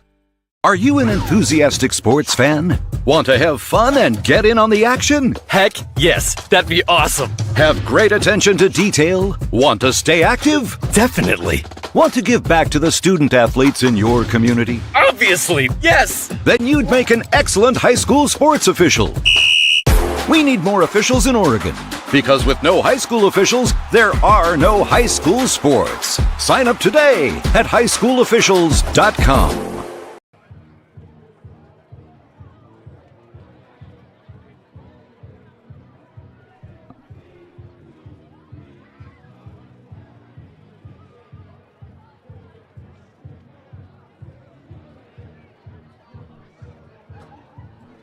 Quality Fences, doing it right for you.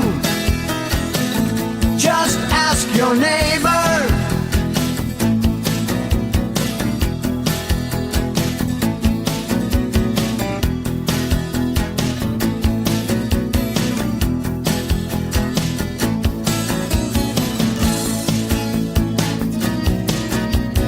Quality Fences, doing it right for you.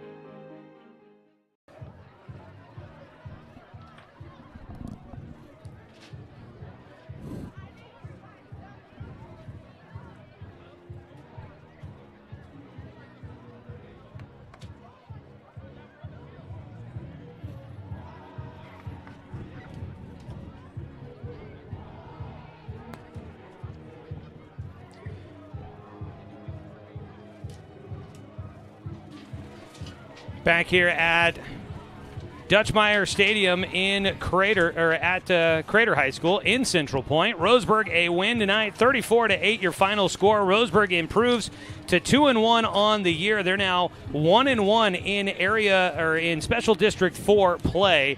For the Crater Comets tonight, the loss there drops them to 3-1, their first loss of the season. Roseburg comes in and a dominating performance here tonight.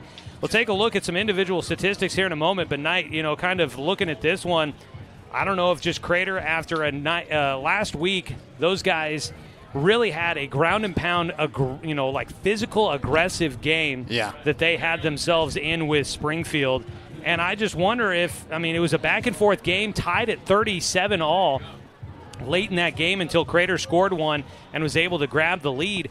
Part of me wonders, just did they wear themselves out last week in the win against Springfield and come out a little bit flat here tonight just because body's a little bit more tired after a game where you rack up 600-plus yards of offense? It's a very emotional win, but at the same time, I don't necessarily think it was them. I think it was more Roseburg came out hungry today. I think that this was a team that really didn't like what they saw in week number 2, and even with the win today, it didn't feel like Matt Watson was as celebratory as that week number 1 victory. Today it felt like more business as usual, and this felt like a determined group, and they came out here and executed their game plan the exact way that they wanted to. It's a very impressive victory tonight for Roseburg. Really impressive part of this, that final drive that ends the game. They had a chance to score, but they let the game clock just wear down. They got the ball with 8:23 to go, and they used the rest of the game clock. That's what they can do. And Crater got one possession in the fourth quarter. Well, and if you look at the end of the third quarter, too, Roseburg had that over 6.5-minute drive, and all of a sudden you look up and, Roseburg's taken over half of the second half within 2 possessions, and that's how you can win a game with a big response after Crater came down and scored a touchdown. I think about that tackle at the end of the first half. That things could get dicey in that situation. Roseburg came out. They also held their own to start the second half with that big 4th down stop to keep it 21-0. But, if those 2 plays don't go Roseburg's way, all of a sudden you're looking at the scoreboard and it's 21-14. And now Crater is exactly where they want to be, and they can go to the run game a little bit more. It felt like they got away from using Rodriguez because Roseburg came out and were able to take the lead early on and hang on to it. So Roseburg able to ice this one in the second half. A team down 21-0 in the second half touched the ball 3 times. That's how you close out a victory against a team like Crater, and Roseburg able to do it tonight. Taking a quick look at some offensive numbers for both sides. First for the visiting team, Corey Kimball not asked to do a lot during the passing game. He was 4 for 5 through the air for 54 yards. McLean Stedman gets 3 catches for 20 yards. Caden Austin had 1 catch for 34. On the ground, Roseburg racks it up here tonight. They had 5 players with 50-plus yards, and 2 of those over 100 here tonight. Leading the way, both Carson Uragwin and Corey Kimball, 127 yards each here tonight. Kimball gets 3 touchdowns on the ground, a 1-yarder, a 7-yarder, and a 14-yarder. Uragwin had the 1 touchdown run for 66 yards. Also a touchdown run for Dre Burwell on a 4th down play. He was able to scramble for 7 yards to score here tonight. Uragwin, 127 yards on 8 carries. Kimball had 127 yards on 19 carries. 59 yards tonight for Burwell on 9 carries. 56 for Cruz Dirksen, who came in and only played, I believe, in the into the third quarter and the fourth quarter. Might have only been the fourth quarter. I can't remember exactly when it was he came in. But Dirksen comes in, gets 8 carries for 56 yards. It didn't even feel like he was out there that long. All of a sudden you look up and it's 58 yards. The luxury, much like last week for Valentin Rodriguez, the luxury of having a team that just wants to run the ball and continue to give it to the running backs. You had 53 yards for Caden Austin on 10 carries. 25 yards for Landon Simpson on 4 carries, and Amos Bowers did get a carry in there, but dropped for a 2-yard loss. On the other side, for the Crater Comets, through the air, Ben Higginson had to end up throwing it a decent amount to try and rally back the Comets. 6 completions on 12 attempts. So he was 50% through the air for a total of 38 yards. Valentin Rodriguez had 1 pass completion for 39, that final play of the first half. Kyle Petty had 5 catches for 62 yards. Jackson Godley, 2 catches for 15. On the ground, Valentin Rodriguez, he got to a good number, 121 yards tonight on 23 carries for Rodriguez, a far cry from his 448 on 60 carries last week. Ben Higginson ended up with 11 carries for 78 yards here tonight. He had the lone touchdown for Crater this evening, a 15-yarder in the third quarter. You also had Jose Rodriguez, 3 carries for 8 yards here tonight for Crater. All around a very, very strong performance for the Roseburg Indians. And coming up next for Roseburg, they're going to need more of that as they welcome in the Thurston Colts to Finlay Field next Friday night. Big showdown there against the number 3 team in the coaches poll. Roseburg and Thurston square off next Friday night. What was the stat you pulled up earlier about Thurston? How long has it been since they lost a league game? I have it written down in my notes for Thurston, okay, but I don't have it with me here, but it's been like 2017 or something like that. It's been quite some time since Thurston's lost a league game. They've been a dominant program. They were leading 14-0 against Springfield last we saw. I don't know if we've had any further updates on that one for us there, but Thurston and Springfield meeting tonight. Roseburg will get the Colts coming up next week at home at Finlay Field. Hope to see a big crowd out for that one coming up. Taking a look at our BTB Moving out-of-town scoreboard update here in the post-game show.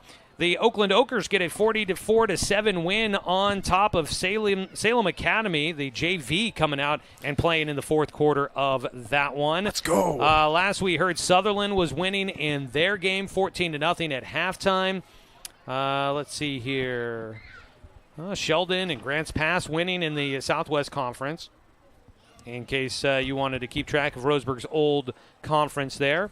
And that's kind of the scores that we have of note to pass along to you here tonight from Crater High School. So we are going to wrap things up here. That's your BTB Moving Out-of-Town scoreboard update, providing labor services for your moving needs. Veteran-owned, affordable, dependable, efficient, and careful. Senior and veteran discounts are available. Book now at 541-315-0122 or find them on Facebook at BTB Moving. Want to say thanks to Neal Company Real Estate. You can check out Neal Company Real Estate at nealco.com for the latest listings around Douglas County. Their agents can help you score the home of your dreams. And appreciate the Cow Creek Tribe for sponsoring our live video stream here tonight. Sutherland Bulldogs 42-7 tonight. Woo! Let's go. 3-0 on the season for Sutherland as they get the win here this evening. That is awesome. We saw Douglas and South Umpqua were also undefeated going into tonight, and the 3A football has been pretty strong this season so far here in Douglas County. We'll have an update of scores online at 541radio.com. You can check it out there coming up later tonight. And, of course, always check out the News Review sports section on Sunday to get a full recap of all the stuff going on in high school football. And make sure you tune in every Friday night for the Friday Night Pregame Show presented by Mountain Mike's Pizza for a chance to get caught up with what's going on in high school football before kickoff coming up next Friday night.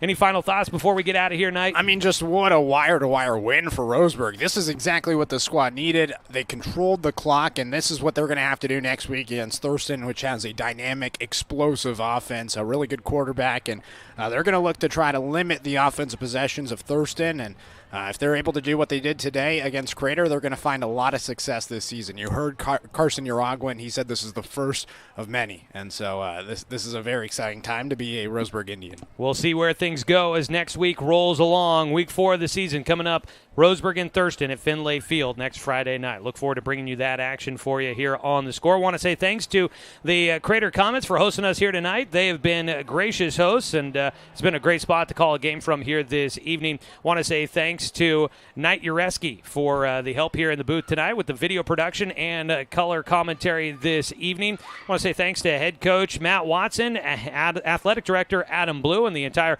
Roseburg football program for allowing us to bring you another season of Roseburg football here on The the Score. Thanks to Grady Hamilton back in the studio for doing the production work for us on the Wheels of Steel here tonight. And as always, a thanks to you, the fan, for tuning in for tonight's broadcast, because, of course, without you, I'm just a guy sitting here talking to myself. I'm Joey Keyran. How about we do it all again next Friday night? That sound good to you, Nate? Yeah, sounds good to me. I think that does to me as well. Let's get together next Friday night for Roseburg and Thurston. Pregame coverage will start about 6:40 next Friday night as we get things underway from Finlay Field. We'll have the broadcast for you. You can tune in and catch it on the radio, or you can watch the game streaming live for free online at 541radio.com, presented by the Cow Creek Tribe. This has been Roseburg Football here on 541radio.com and on the Score, 92.3 FM and 1490 AM.